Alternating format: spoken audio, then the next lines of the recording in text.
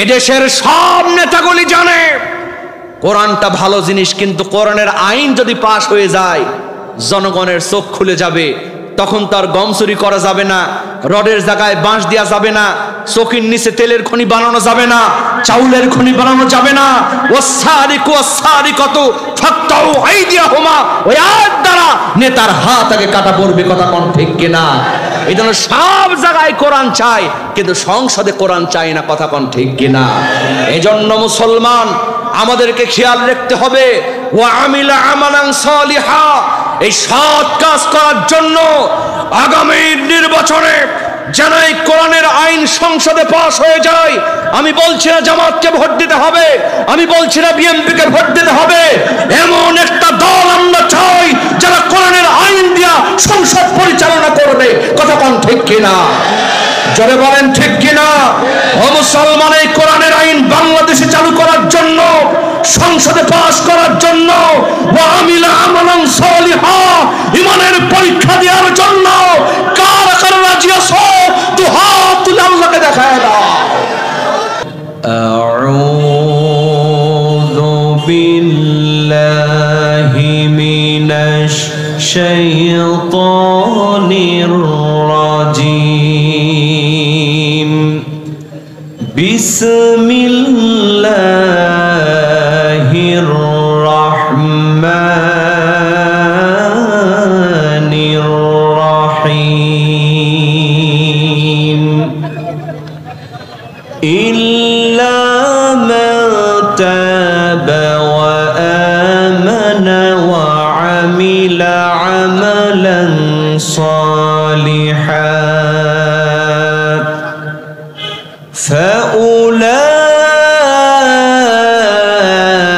فأولئك يبدل الله سيئاتهم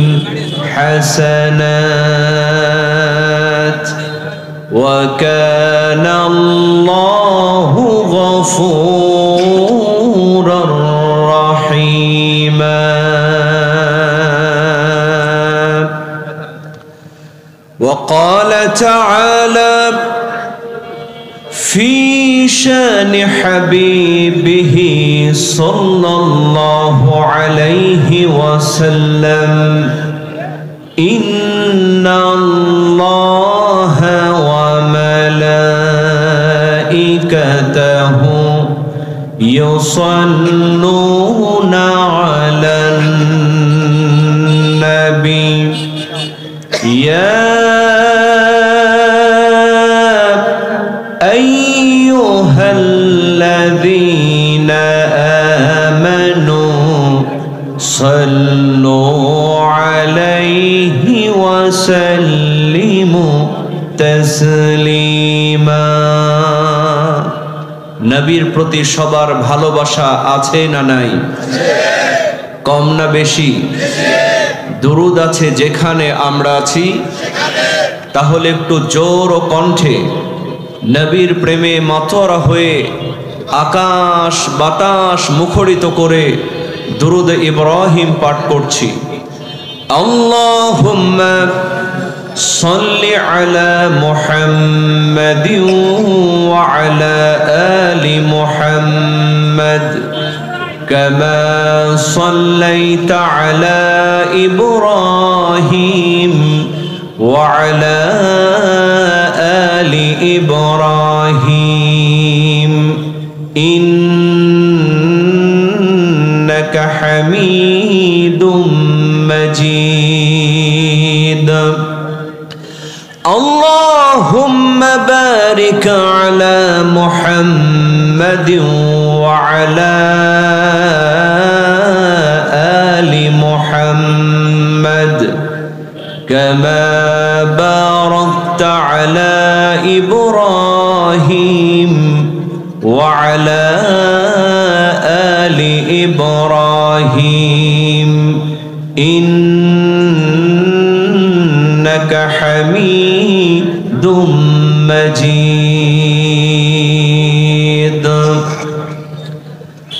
মানুষ কই জাহিরে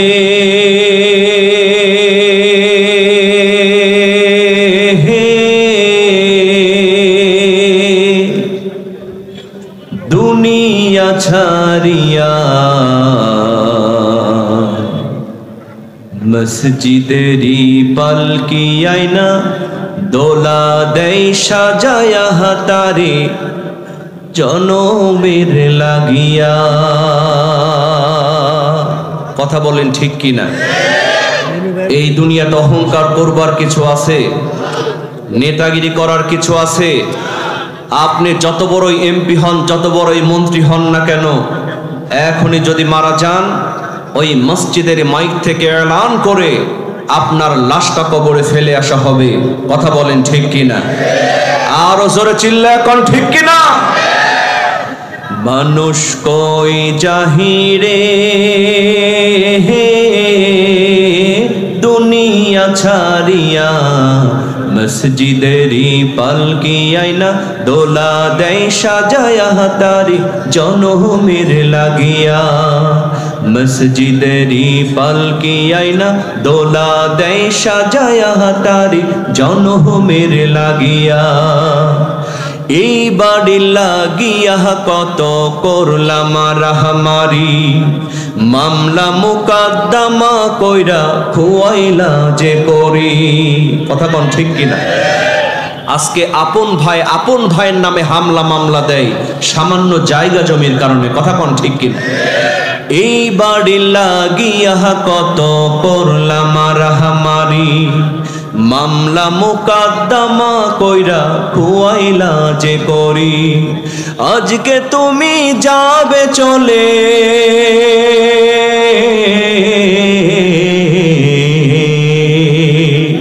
আজকে তুমি যাবে চলে জগত ছাড়িয়া। মসজিদেরি পালকি আয়না দোলা দেয় সাজায়া হাতারি জনমের লাগিয়া। মানুষ কই জাহিরে দুনিয়া ছাড়িয়া মসজিদেরি পালকি আয়না দোলা দেয় সাজায়া হাতারি জনমের লাগিয়া। মসজিদেরি পালকি আয়না দোলা দেয় সাজায়া হাতারি জনমের লাগিয়া। মসজিদেরি পালকি আয়না দোলা দেয় সাজায়া হাতারি জনমের লাগিয়া।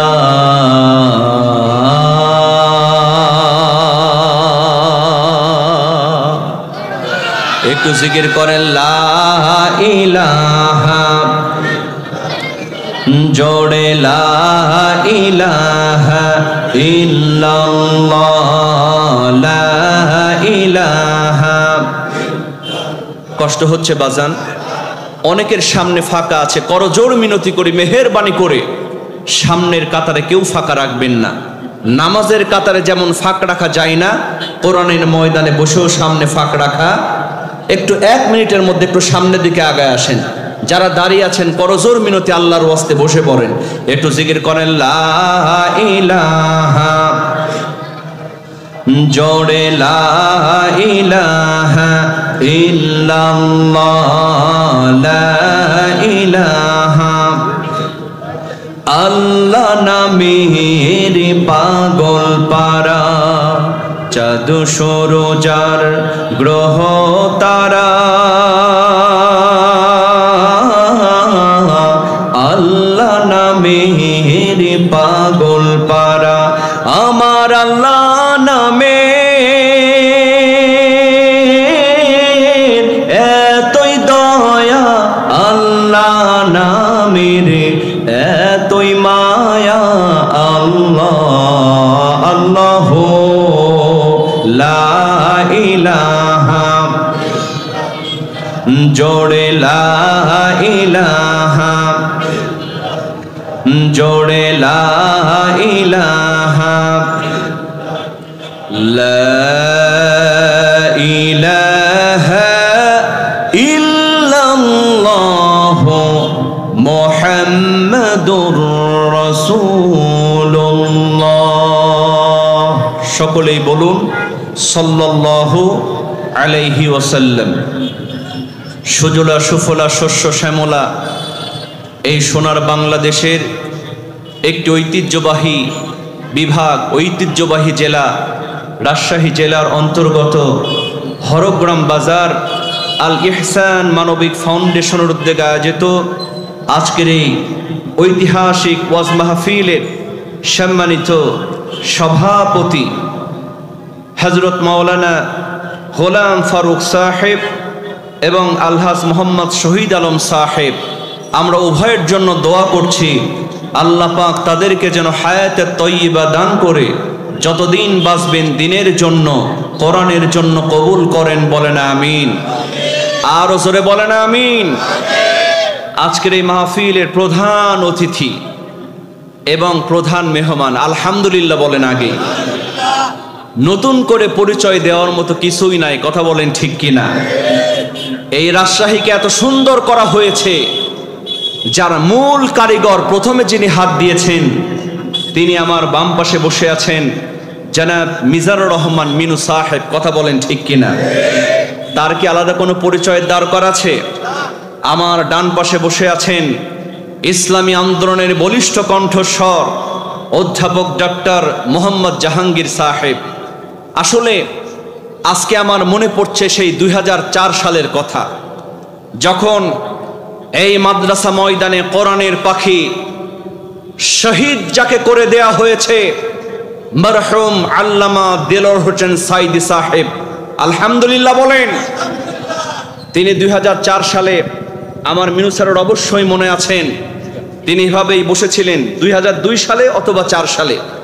আমরা তখন খুব ছোট্ট, সেখানে যখন মাহফিল করতে গেলাম, সেখানে যেমন মিনু সাহেব বিএনপির প্রতিনিধি হিসেবে বসেছিলেন, ঠিক তার পাশেও বসেছিলেন ইসলামী আন্দোলনের কর্মীরা, জামাত ইসলাম বাংলাদেশ, আলহামদুলিল্লাহ বলেন।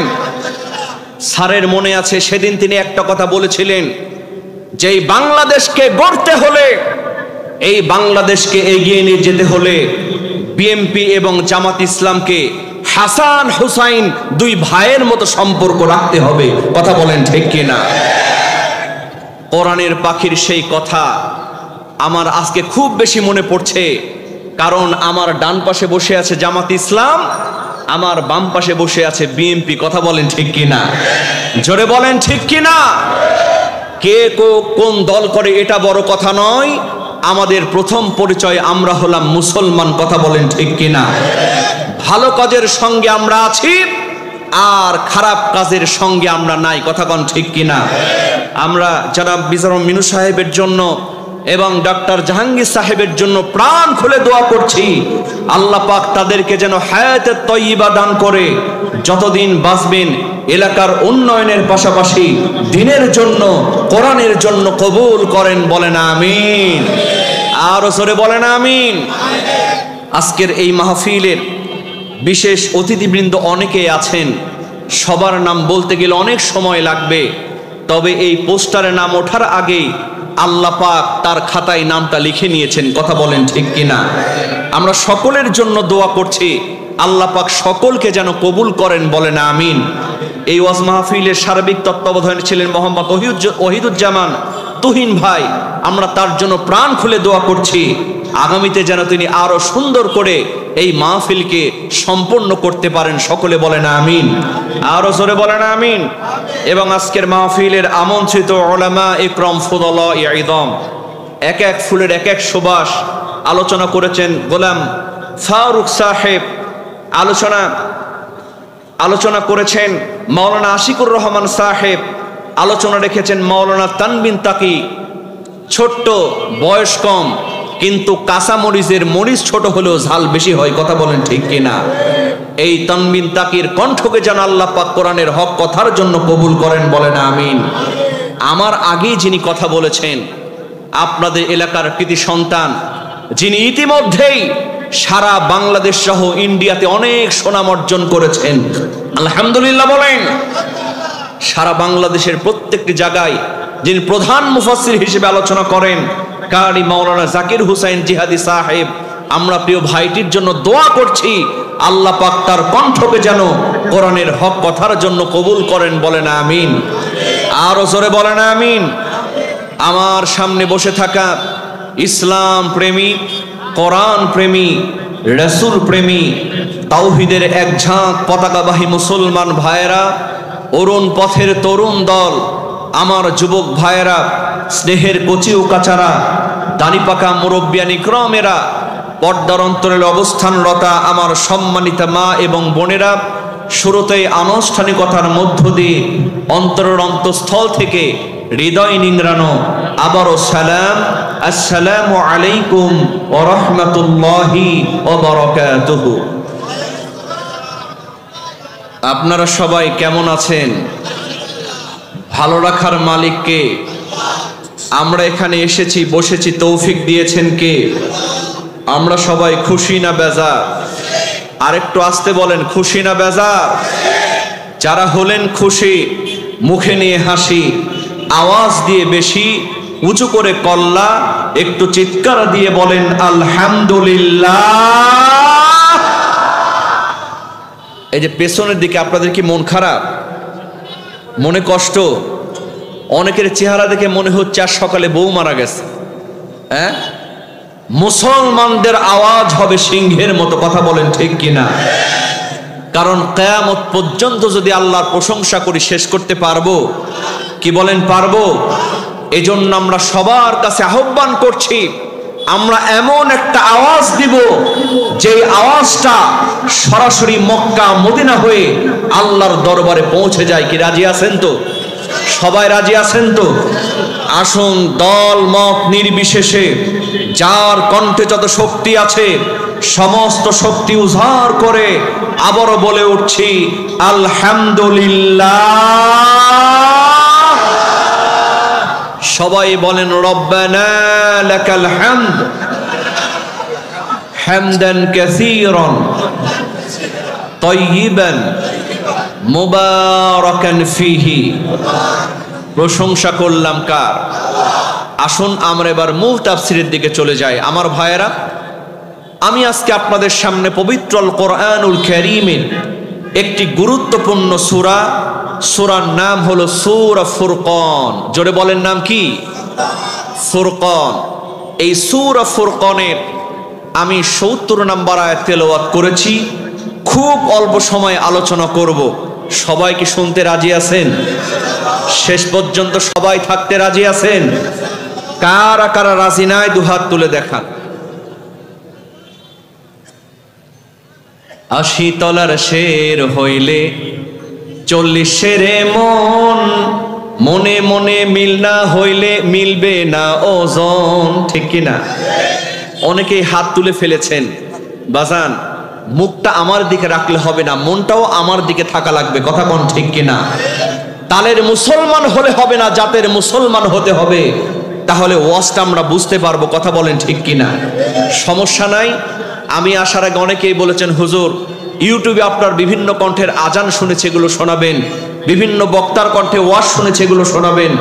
আমি বলেছি সব হবে, তবে মোনাজাতের আগে। কিসের আগে? আগে কোরআন থেকে তাফসীর হবে। কথা বলেন ঠিক কিনা? আল্লাহ কবুল করুন, বলেন আমিন। তাহলে সূরার নাম কি? আরো জোরে বলেন। সূরাতুল ফুরকান। আয়াত নাম্বার কত? ৭০। আল্লাহ রাব্বুল আলামিন পবিত্র কোরআনুল কারীমে সূরাতুল ফুরকানের ৭০ নম্বর আয়াতের মধ্যে সুন্দর করে জানায় দিলেন, ইল্লা মান তাবা ওয়া আমানা ওয়া আমিলা আমালান সালিহান ফাউলাইকা ইউবাদদিলুল্লাহু সাইয়্যাতিহিম হাসানাত ওয়া কানা আল্লাহু গফুরার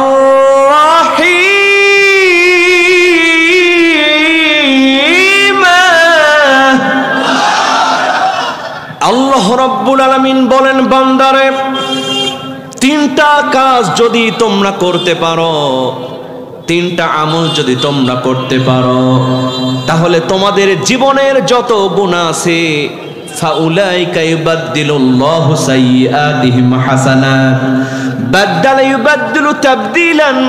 আল্লাহ পাক বললেন, জীবনের যত গুনাহ আছে এই গুনাহগুলি নেকি দ্বারা পরিবর্তন করে দিয়া তোমাদের জীবনের সমস্ত গুনাহ আমি আল্লাহ মাফ করে দেব। তবে আমল করা লাগবে কয়টা? জোরে বলেন কয়টা?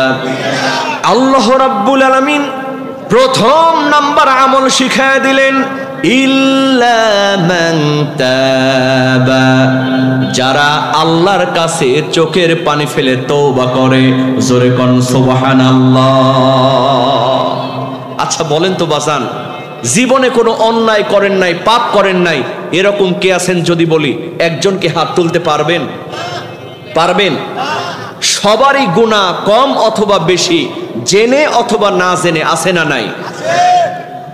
বিশ্বাস করেন মুসলমান, আপনি জীবনে যত গুনাহ করে ফেলেছেন, আপনি নামাজ পড়তে পারেন নাই, রোজা করতে পারেন নাই, আপনি জিনা করে ফেলেছেন, দুনিয়ার কেউ দেখতে পারে নাই, একজন দেখেছেন। জোরে বলেন তিনি কে?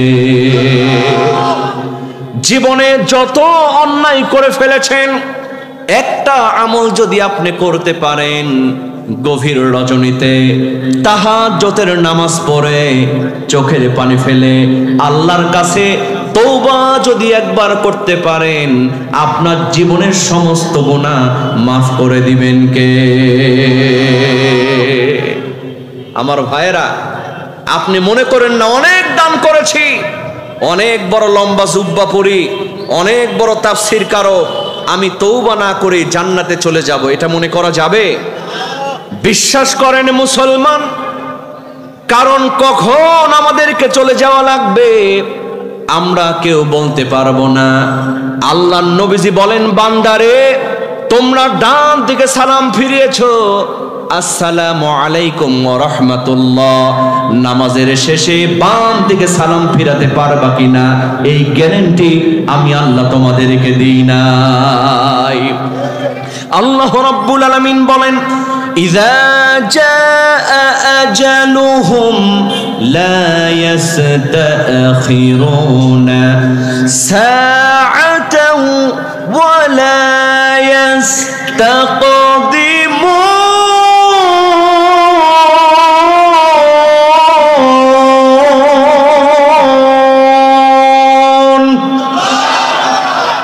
এক সেকেন্ড আগেও নয়, এক সেকেন্ড পরেও নয়, যখন তোমার ডাক চলে আসবে তখন তোমাকে অন্ধকার কবরে চলে যাওয়া লাগবে।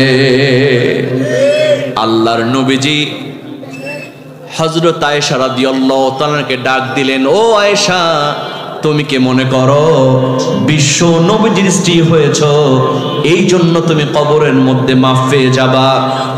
ও ফাতিমা রে, তুমি কি মনে করো আল্লাহ নবীজির কন্যা হয়েছ এই জন্য কবরের মধ্যে তুমি মাফ পেয়ে যাবা? ও হাসান হুসাইন, তোমরা কি মনে করেছো আখির জামানার পয়গম্বর তোমাদের নানা বলে তোমরা কবরের মধ্যে পার পেয়ে যাবা? না না, কেউ কবরের মধ্যে বাঁচতে পারবা না। আমল যদি ভালো হয় জান্নাতের বিছানা বিছায় দেবে, আর যদি আমল খারাপ হয় ডান দিক থেকে এত জোরে চাপ দেওয়া হবে এক পাজরের হাত আরেক পাজরের মধ্যে ঢুকে যাবে, আবার বাম দিক থেকে এত জোরে চাপ দেওয়া হবে সমস্ত হাড় হুড্ডি ভেঙে একটা আরেকটার মধ্যে ঢুকে যাবে। তাহলে বলেন তো মুসলমান, আয়েশা রাদিয়াল্লাহু তাআলা আনহা, হাসান হুসাইন, মা ফাতিমা, তারাও কিন্তু আমল দিয়া জান্নাতে চলে গিয়েছেন। কথা কোন ঠিক কিনা? আল্লাহর নবীজি তাদের ব্যাপারে যদি এমনটি বলেন, তাহলে আপনার আমার কেমন করে তওবা করা লাগবে জানার দরকার আছে না নাই? বাজান, আল্লাহর নবীজির চাচা আমির হামজাকে হত্যা করেছে ওয়াহশী, আমরা সবাই জানি না? মক্কা যখন বিজয় হয়ে গেল, দেখেন ওয়াহশী আমির হামজাকে শহীদ করে দিয়েছে। আল্লাহর নবীজির মনে দুঃখ আছে না নাই? কিন্তু মক্কা বিজয়ের পরে ওয়াহশী বুঝতে পারলেন যে আমার অনেক বড় ভুল হয়ে গেছে, আমার মনে হয় আল্লাহ বুঝি আমারে কোনোদিন মাফ করবে না। আল্লাহর নবীজির কাছে একটা পত্র লিখে দিলেন, নবী, ও নবী, আমি ইসলামের ছায়াতলে প্রবেশ করব, কিন্তু আমারে কথা দেয়া লাগবে আমি জীবনে যত গুনাহ করে ফেলেছি আল্লাহ রাব্বুল আলামিন আমারে মাফ করে দিবেন। আল্লাহর নবীজি আয়াতখানা শোনায় দিলেন, ওয়াল্লাযীনা লা ইয়াদউনা মা'আল্লাহি ইলাহান আখার ওয়ালা ইয়াকতুলুনান নাফসাল্লাতী হারামাল্লাহু ইল্লা বিল হক ওয়ালা ইয়াজনুন ومن يفعل ذلك يلقى أثاما। চিৎকার দিয়ে বলেন আল্লাহু আকবার। আল্লাহ রাব্বুল আলামিনের আয়াতটা শোনায় দিলেন, আল্লাহকে ছাড়া অন্য কাউকে যারা ডাকে না, প্রভু হিসেবে মানে না, যারা অন্যায়ভাবে কারণ ছাড়া কাউকে হত্যা করে না, আর যারা জিনা করে না, এই কাজগুলি যারা করে না তারা হলো জান্নাতি। কিন্তু আল্লাহ পাক বললেন, ওমাইয়া ফাআল যালিকা ইয়ালকা আসামা, আর এই কাজগুলো যারা করবে তারা গুনাহগার হয়ে যাবে, জাহান্নামে হয়ে যাবে। এই আয়াত যখন শোনায় দেয়া হলো, ওয়াহশী আল্লাহর নবীজিকে বললেন, নবী, আমি তো আল্লাহ ছাড়া অনেক প্রভু মেনেছি, আমি তো জীবনে অনেকজনকে হত্যা করেছি, আমার জীবনে কত জেনা করেছি তার কোনো হিসাব নাই। এই আয়াত দ্বারা বুঝতে পারলাম আল্লাহ আমারে মাফ করবে না। ও নবী, আপনি যদি আমারে গ্যারান্টি দিয়ে দেন আল্লাহ আমারে মাফ করে দিবে, আমি ইসলাম কবুল করেই ছাড়বো। জোরে কোন সুবহানাল্লাহ। বাসান এত গুনাহ করেছে, আল্লাহর সঙ্গে শিরক করেছে, এরপরে জিনাও করেছে, অনেক মানুষকে হত্যা করেছে। ওয়াহশী বলতেছেন, নবী গো, আমি কি মাফ পাবো? আল্লাহর নবীজি কি জবাব দিলেন দেখেন। আল্লাহর নবীজি সূরা ফুরকানের ৭০ নম্বর আয়াত, যে আয়াতখানা আমি তেলাওয়াত করেছি, আল্লাহর নবীজি তেলাওয়াত করে শোনালেন, ইল্লা মান তাবা ওয়া আমানা ওয়া আমিলা আমালান সালিহা ফাউলাইকা ইউবাদদিলুল্লাহু সাইয়্যাতিহিম হাসানাত ওয়া কানাল্লাহু গফুরার রহিমা। চিৎকার দিয়ে বলেন আল্লাহু আকবার। আল্লাহর নবীজি বললেন, ওয়াহশী, অনেক গুনাহ তুমি করেছো, কিন্তু আল্লাহ পাক ঘোষণা দিলেন যারা তওবা করবে আর যারা আমলে সলিহ করবে, ঈমান আনবে, আল্লাহ রাব্বুল আলামিন তাদের গুনাহ নেকি দ্বারা পরিবর্তন করে দিবেন। জোরে কোন সুবহানাল্লাহ। ওয়াহশী চোখের পানি ফেলে কাঁদে, ইয়া রাসূলুল্লাহ। আল্লাহ রাব্বুল আলামিন বললেন, ইন্নাল্লাহা লা ইয়াগফিরু আন ইউশরাকা বিহি ওয়া ইয়াগফিরু মা দুনা যালিকা লিমান ইয়াশা ওয়া মান ইউশরিক বিল্লাহি ফাকাদ ইফতারা ইসমান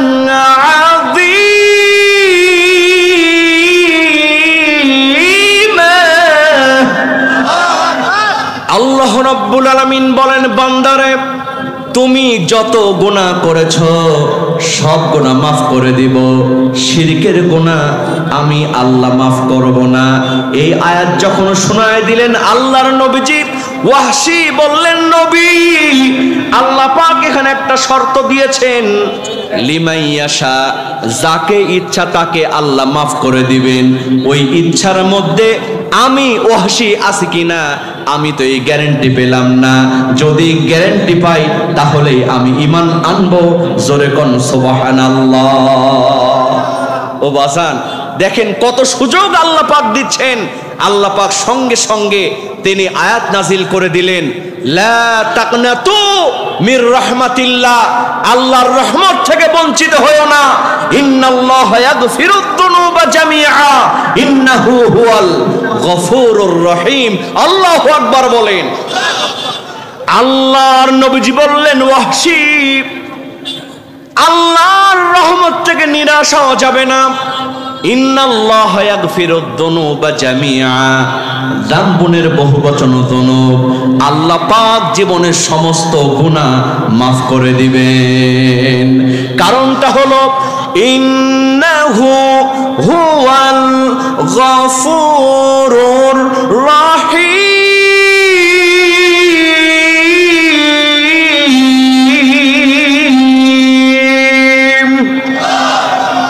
আল্লাহ পাক হলেন ক্ষমাকারী এবং দয়ালু। ওয়াহশী এই কথা শোনার পরে বললেন, নবী গো, আর দেরি করব না, জলদি করে কালিমা পড়ায় দেন, লা ইলাহা ইল্লাল্লাহ মুহাম্মাদুর রাসূলুল্লাহ সাল্লাল্লাহু আলাইহি ওয়াসাল্লাম। আমার ভাইরা, আমির হামজাকে হত্যা করে শহীদ করে দিয়ে ওয়াহশী যদি আল্লাহর কাছে মাফ পেয়ে যায়, তাহলে আমি কি আল্লাহর কাছে মাফ পাবো না? কি বলেন, পাবো না? তাহলে প্রথম নাম্বার কর্মসূচি হলো ইল্লা মান তাবা, যারা আল্লাহর কাছে তওবা করে, আল্লাহ বলছেন আমি তার জীবনের সমস্ত গুনাহ নেকি দ্বারা পরিবর্তন করে দিই। জোরে কোন সুবহানাল্লাহ। এরপরে আল্লাহ পাক দ্বিতীয় নাম্বার কর্মসূচির কথা বলছেন, ওয়া আমানা, যারা ঈমান এনেছে তারা আল্লাহর জান্নাতে চলে গিয়েছে। বলবেন যে হুজুর, আমরা তো সবাই ঈমানদার। বাজান, ঈমান আনা কিন্তু এত সহজ না। আমরা সবাই ঈমানদার, ঈমান কিন্তু আমরা পেয়েছি, আমরা ঈমান আনি নাই। কথা কোন ঠিক কিনা? বাবা মুসলমান, দাদা মুসলমান, তার থেকে আমিও মুসলমান। কথা কোন ঠিক কিনা?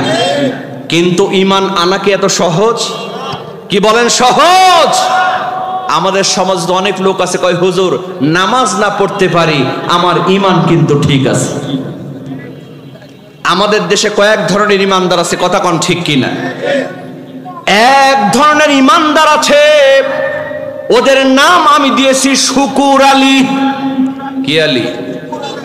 শুক্রবার যখন আসে তখন দেখবেন জুমার নামাজে যাই, জুম্মা শেষ, এক সপ্তাহের মনে ওর নামাজও। আর এক ধরনের ঈমানদার আছে, ওদের নাম আমি দিয়েছি রমজান আলী। কি আলী? রমজান আলী। রমজান মাস যখন আসে তখন নামাজ ধরে, রমজান শেষ, এক বছরের মনে ওর নামাজও কিন্তু শেষ। আর এক ধরনের ঈমানদার আছে, ওদের নাম আমি দিয়েছি ইয়াদ আলী। এই নামে থাকলে কেউ আবার মাইন্ড করেন না। ইয়াদ আলী বলার কারণ হলো বছরে 2 ঈদে যায়, যাবে না, বউ জোর করে ঠালে, কি গো সারা বছর তুমি মসজিদে যাও না, ঈদের মাঠেও যদি না যাও এলাকার লোকজন কি বলবে? মেয়ে আছে, বিয়ে তো দেওয়া লাগবে। দেখবেন সবার পরে যায়, সবার আগে চলে আসে। এরকম ইয়াদ আলী সমাজে আছে না নাই? আর এক ধরনের ঈমানদার আছে, ওদের নাম আমি দিয়েছি মতলব আলী। কে আলী? যখন নির্বাচন সামনে আসে তখন পাঞ্জাবি টুপি লাগা, হুজুর হুজুর সালাম আলাইকুম, সালাম আলাইকুম। আগে শালা, তারপরে দুলা ভাই। কথা কোন ঠিক কিনা? এক মত বলে হুজুর সালাম আলাইকুম, সালাম আলাইকুম। হুজুর মনে মনে চিন্তা করে, বাজান এত সালাম দেন কে? সারা জীবন তো হুজুরদের বিরোধিতা করেছেন। কথা কোন ঠিক কিনা? 16টি বছর আমরা দেখি নাই? কি বলেন, দেখি নাই? বাংলাদেশের একজন নায়ক, নাম ছিল তার শাকিব খান, এখনো আছে। এই শাকিব খান একটা বাচ্চা পয়দা করলো, বাচ্চার মায়ের নাম হলো নায়িকা অপু বিশ্বাস। এর কয়েকদিন পরে আরেকটা বাচ্চা পয়দা করলো, বাচ্চার মায়ের নাম হলো নায়িকা বুবলি। কথা কোন ঠিক কিনা? তার নিয়ে গানও তৈরি হয়েছিল, কেউ ফেরে না খালি পেটে শাকিব বাবার দরবারে। বাজান ওই 16টি বছর স্বৈরাচার এই সাকিব খান 2টা বাচ্চা দিল, ছেড়েও দিল। বলেন তো কেউ কি বলেছিল ওই স্বৈরাচারের কোনো আইনজীবী, কোনো প্রশাসনের লোক, ও সাকিব খান তুমি যে বিয়ে করেছো তোমার কাবিননামা কই? কিন্তু কোরআনের পাখি আল্লামা মামুনুল হক তিনি বিয়ে শাদী করে বেড়াতে গিয়েছেন, আগেই ধরে কয় বেটা তোর কাবিননামা কই? কথা কোন ঠিক কিনা?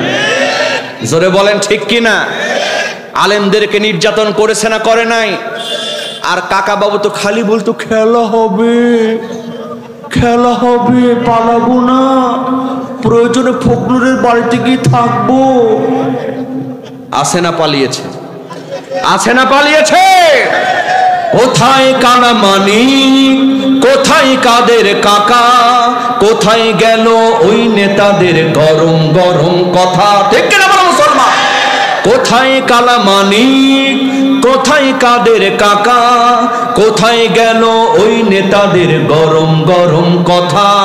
খেলা হবে, খেলা হবে, খেলা হবে বলে কাকায় গেল পালাইয়া, স্বৈরাচার পালাইছে দেশটা ছাড়িয়া, সকলের মুখে হাসি আসলো ফিরিয়া। কথা কোন ঠিক কিনা? বুবুজান আবার কয় আমি তো পাশে আছি, টুস করে চলে আসব। আমরাও বলেছি আপনি টুস করে আসেন, ফুস করে আপনাকে কারাগারের মধ্যে ঢুকানো হবে। কথা কোন ঠিক কিনা? জোরে বলেন ঠিক কিনা মুসলমান? আমরা 16টি বছর নির্যাতনের শিকার হয়েছি। বিশ্বাস করেন বেগম খালেদা জিয়ার মতো একজন মুরব্বী মানুষ, তাকেও কষ্ট দেওয়া হয়েছে। কথা কোন ঠিক কিনা? একেবারে জীবনের শেষ প্রান্ত শেষ হয়ে গিয়েছিল, আল্লাহ পাকের মেহেরবানিতে তিনি বেঁচে গিয়েছেন। কথা কোন ঠিক কিনা? কিন্তু অসংখ্য কোরআনের পাখিরা তারা বাঁচতে পারে নাই। কথা বলেন ঠিক কিনা? এজন্য মুসলমান আমাদেরকে সজাগ থাকতে হবে। কে কোন দল করেন সমস্যা নাই, কিন্তু যারা 16টি বছর নির্যাতন করেছে, নিপীড়ন করেছে, আলেমদের বিরুদ্ধে কলম ধরেছে, আলেমদেরকে নির্যাতন করেছে, কোরআনের পাখি আল্লামা সাঈদীকে ইনজেকশন পুশ করে দুনিয়া থেকে সরিয়ে দিয়েছে, ও মুসলমান যদি আবার প্রয়োজন হয় ওই রংপুরের আবু সাঈদ ভাইয়ের মতো, মুগ্ধ ভাইয়ের মতো ওই স্বৈরাচারের বিরুদ্ধে মাথায় কাফনের কাপড় বেঁধে জীবন দিতে আমরা প্রস্তুত আছি। কথা বলেন ঠিক কিনা?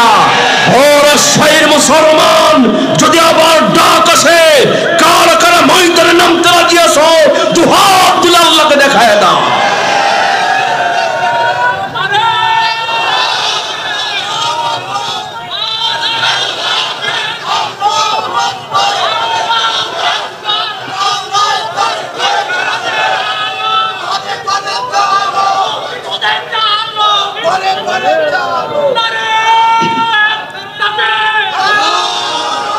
আল্লাহু আকবার বলেন।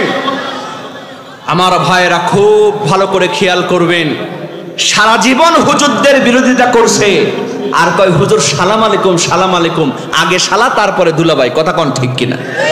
তো এরকম মতবালি কয় হুজুর এত সালাম দিচ্ছে আপনাকে বুঝতে পারছেন না? কয় ভাইজান এত সালাম দেন কেন? কয় হুজুর সামনে নির্বাচন তো, জাতির একটু খেদমত করব, আপনি আমার সঙ্গে থাকবেন আর দেশি মুরগি বেশি করে খাবেন। কথা কোন ঠিক কিনা?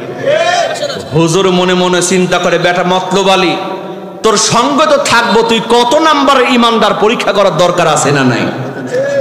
হুজুর বলতেছে বাবা তুমি বলো তো ওজুর ফরজ কয়টা? কয় হুজুর ওজুর ফরজ মাত্র 21টা। নাউজুবিল্লাহ। কয় বাবা তুমি গোসলের ফরজ জানো তো? কয় জানবো না কেন, গোসলের ফরজ মাত্র 3টা। কয় কি কি? কয় 1 নাম্বার লুঙ্গি, 2 নাম্বার গামছা, 3 নাম্বার সাবান। হুজুর কয় বাবা তুমি গোসলের নিয়ত জানো তো? কয় জানবো না কেন হুজুর, নাওয়াইতু আন গসলা, সাবান দিয়া কসলা। হুজুর কয় বাবা এইগুলা থাক, সারাদিনে কয় ওয়াক্ত নামাজ তুমি জানো তো? কয় জানবো না কেন হুজুর, সারাদিনে মাত্র 16 ওয়াক্ত নামাজ। হুজুর কয় সর্বনাশ, তোর মতো মতলবালির সঙ্গে থাকলে না জানি আল্লাহর গজব আমার উপরে নাজিল হবে। হুজুর হাঁটা দিয়েছে। পেছন থেকে মতলবালির বউ বলে কি গো হুজুর চলে গেলে তো নির্বাচন করতে পারবা না। কয় নামাজের ওয়াক্ত বুঝি একটু কম বলা হয়েছে। বউ কয় কত বলছো? কয় 16 ওয়াক্ত বলছি। বউ কয় সর্বনাশ, তুই 5 ওয়াক্ত বলতে পারলা না। মতলব কয় 16 ওয়াক্ত বলেই হুজুর যে খেপা খেপছে, 5 ওয়াক্ত বললে তো আমার গালের মধ্যে একটা লাগায় দিত। এরকম মতলব আছে না নাই? বাজান আছে না নাই? বিশ্বাস করেন, এমন ইমানদার হলে হবে না, ইমান আনার মতো আনতে হবে। সুবহানাল্লাহ বলবেন না? কেমন ইমানদার আনতে হবে, কেমন ইমানদার হওয়া লাগবে? ও মুসলমান, আল্লাহর নবীর একজন সাহাবী জুলাইবি রাদিয়াল্লাহু তাআলা আনহু, সুবহানাল্লাহ কোন। এই জুলাইবি আল্লাহর নবীজি কোরআনের কথা বলতে শুরু করলেন চুপি চুপি। মক্কার মধ্যে আল্লাহর নবীজি কোরআনের কথা চুপি চুপি বলতে শুরু করলেন। এই জুলাইবি মনে মনে চিন্তা করে, হায় রে, আল্লাহর নবীজির কাছে কখন ঈমান আনতে পারবো। গোপনে গোপনে আল্লাহর নবীজির দরবারে গিয়া তিনি কোরআন শিখলেন, ঈমান আনলেন। প্রতিদিন রাতের বেলা, ও যুবক দেখো ঈমানদার কাকে বলে। এই যুবক জানাবি জুলাইবি রাদিয়াল্লাহু তাআলা আনহু রাত যখন গভীর হয় আস্তে করে বাড়ি থেকে চলে যায় আল্লাহর নবীজির দরবারে। সারা রাত কোরআন তেলাওয়াত করে আবার সকাল হওয়ার আগে বাড়িতে চলে আসে। জোরে কোন সুবহানাল্লাহ। ও বাজান, মসজিদে আজান হয়, অনেক যুবকেরা চায়ের স্টলে আড্ডা দেয়, এরকম আছে না নাই? বিশ্বাস করো যুবক, এমন ইমানদার হলে হবে না। ইমানদার ছিলেন জুলাইবি রাদিয়াল্লাহু তাআলা আনহু। তিনি গোপনে গোপনে ইসলাম কবুল করেছেন। রাতের মধ্যে আসেন, আবার সকালে চলে যান, আবার সকালে আসেন, রাতে চলে যান। যখনই সুযোগ পান আল্লাহর নবীজির দরবারে চলে যান। জোরে কোন সুবহানাল্লাহ। একদিন নয়, 2 দিন নয়, হঠাৎ করে একদিন তার চাচা ধরে ফেলেছে। ধরার পরে বলতেছে, জুলাইবি, আমি প্রতিদিন লক্ষ্য করে দেখলাম রাত যখন গভীর হয় তুমি যেন কোথায় চলে যাও, আবার সকাল হওয়ার আগে তুমি বাড়িতে চলে আসো। ও জুলাইবি, সত্যি করে তুমি বলো, প্রতিদিন রাতের বেলা একাকী কোথায় তুমি চলে যাও? সঙ্গে সঙ্গে জুলাইবি রাদিয়াল্লাহু তাআলা আনহু বলেন, চাচা, ও চাচা, এই গভীর রজনীতে আমি চলে যাই আল্লাহর নবীজির দরবারে, আবার সকাল হওয়ার আগে বাড়িতে চলে আসি। ও চাচা গো, আমি আল্লাহর নবীজির কাছে গিয়ে ঈমান এনে ফেলেছি। সঙ্গে সঙ্গে চাচা বলল, ও জালাবি, আমি হলাম কাফের নেতা, আমার বাড়িতে থাকবা, আমার বাড়িতে খাবা, আর মুহাম্মাদের দরবারে কোরআন শিখতে যাবা, তা হবে না, তা হবে না। ও জুলাইবি, আজকে তোমাকে লাস্ট আলটিমেটাম দিয়া দিলাম, তুমি যদি বাড়ি ঘর জায়গা জমি ছাড়তে না চাও, ওই মুহাম্মাদের দরবার তোমারে ছাড়তে হবে।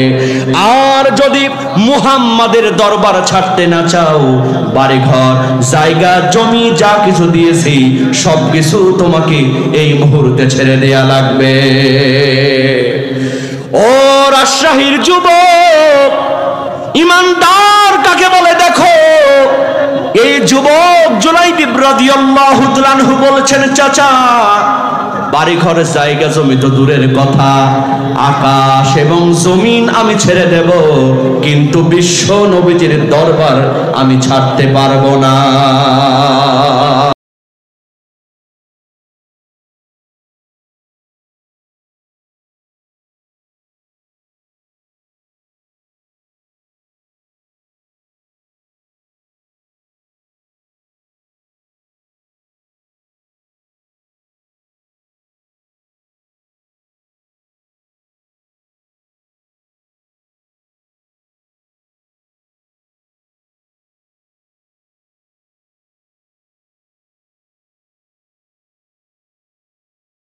আমার নিও না, চিৎকার দিয়ে বলেন না মারহাবা। আমাদের যুবকেরও ঈমান আছে, তবে মেয়েদের পিছনে ঈমান নষ্ট করে, কথা কোন ঠিক কিনা? মেয়েদের জন্য বাপের সম্পত্তি টাকা পয়সা নষ্ট করে, মসজিদে টাকা দেয় না, মাদ্রাসায় টাকা দেয় না, কিন্তু প্রেমিকা যদি মিস কল মারে বাপের পকেট থেকে টাকা চুরি করলে ফ্লেক্সি মারে, এরকম আছে না নাই? ওই দিন দেখলাম একজন যুবক বলতেছে, প্রিয়া তুমি ভালো থেকো, আমি ওপরে গিয়ে ভালো থাকবো, এই কথা বলে 5 তলার ছাদ থেকে লাফ দিয়ে আত্মহত্যা করেছে। এরকম বেকুব যুবক সমাজে আছে না নাই? ও যুবক, ইসলামের জন্য জীবন না দিয়া মেয়েদের জন্য জীবন দিলা, ওইটা কি জান্নাতে যাবে না জাহান্নামে হবে? বিশ্বাস করো যুবক, যেই মেয়েটার জন্য তুমি সময় নষ্ট করছো, যেই মেয়েটার জন্য তুমি টাকা পয়সা নষ্ট করছো, আমার ভাইয়েরা বলেন তো মেয়েদের পিছনে টাকা নষ্ট করার জায়গা আছে না নাই? এই যে আপনাদের 0 পয়েন্টে দেখবেন ফুলের দোকানে একটা গোলাপ ফুলের দাম 500 টাকা, তাও সিরিয়াল নাই, কথা কোন ঠিক কিনা? ভালোবাসা দিবস, হ্যাপি নিউ ইয়ার এগুলো আসলে ওরে বাপ রে বাপ কি ফুল! আমি একদিন জিজ্ঞেস করলাম, ভাইজান একটা গোলাপ ফুলের দাম 500 টাকা, কারণ কি? কয় হুজুর আপনি বুঝবেন না, খালি হাত দিয়েই দেখেন। তো যেমন ফুলে হাত দিলাম দেখে আওয়াজ আসতেছে, I love you, I love you, I love you. Light জ্বলতে sir I love you, I love you আওয়াজ আসছে। কয় হুজুর এই জন্য 500 টাকা, এটা আপনার জন্য না। গোলাপ ফুলের মধ্যে থেকে আই লাভ ইউ আওয়াজ ভেসে আসতেছে, ওই যুবক 500 টাকা দিয়া ওইটা মেয়েকে গিফট করতেছে। নাউজুবিল্লাহ কবেন না? আহা যুবক, কোনো লাভ আছে? কোনো লাভ আছে? যেই মেয়েটার জন্য তুমি টাকা নষ্ট করছো, 3 বছর 4 বছর প্রেম করার পরে ওই মেয়েটার যখন ডাক্তার, ইঞ্জিনিয়ার, বিসিএস ক্যাডার এরকম ছেলের পক্ষ থেকে বিয়ের প্রস্তাব চলে আসে, তখন কিন্তু তোমার ছেকা দিয়া ওই ডাক্তার, ইঞ্জিনিয়ার, টাকলার হাত ধরে চলে যায়। তুমি যার লাগিয়া এমবি ভরো, তার তো বাটন ফোন। লাভ আছে? তুমি যার লাগিয়া এমবি ভরো, তার তো বাটন ফোন। কেমন করে হে বুঝবে রে সে, কেমন করে হে বুঝবে রে সে, ডিজিটাল তোর মন। তুমি যার লাগিয়া, তুমি যার লাগিয়া এমবি ভরো, তার তো বাটন ফোন। তুমি তার নিয়ে চিন্তা করতেছো, ও মনে মনে কয় খালি সময় আসুক, আর একজনের হাত ধরে, সরকারি চাকরিজীবীর হাত ধরে টাকলার সঙ্গে চলে যাব। কথা কোন ঠিক কি? এজন্য বিশ্বাস করো যুবক, জীবনে ওয়াজ মেলা শুনেছো, আজকের ওয়াজ থেকে তোমাদেরকে বলে দিতে চাই, টাকা যদি খরচ করা লাগে আল্লাহর ঘর মসজিদের জন্য খরচ করো, এরকম আল ইহসান মানবিক ফাউন্ডেশনের জন্য খরচ করো, পিতামাতার জন্য খরচ করো। বিশ্বাস করো যুবক, প্রেম করার কোনো প্রয়োজন নাই, আল্লাহ পাক তোমার জন্য সতী সুন্দরী মেয়ে তোমার বাড়িতে বউ বানায়া পাঠায়া দেবে।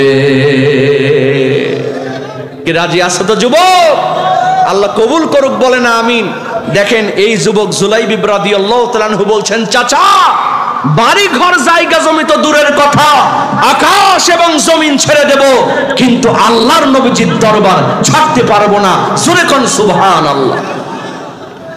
বিশ্বাস করেন মুসলমান, জালাবিবকে বাড়ি থেকে বের করে দেয়া হলো। এর কয়েকদিন পর আল্লাহর নবীজি মক্কা থেকে মদিনায় হিজরত করলেন। আমার ভাইরা দেখেন ইমানদার কাকে বলে।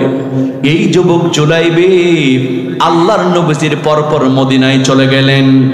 মদিনায় যাওয়ার পরে টাকা নাই, পয়সা নাই, জায়গা নাই, জমি নাই, এমনকি থাকার কোনো ব্যবস্থা নাই। মসজিদে নববীর মধ্যে অবস্থান করে, জোরে জোরে কোরআন তেলাওয়াত করে।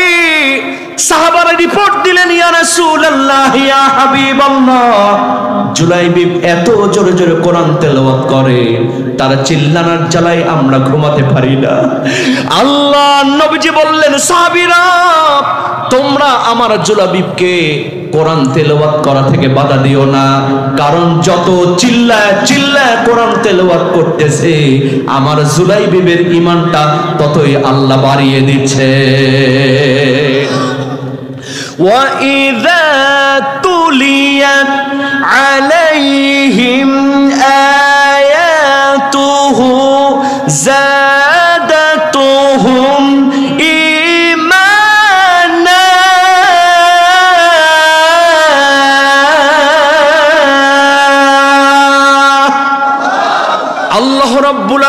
বলেন ইমানদার হবে যারা, যখন তাদের সামনে কোরআন তেলাওয়াত করা হবে তখন তাদের ঈমানটা আল্লাহ পাকের দ্বারাই বেড়ে যায়।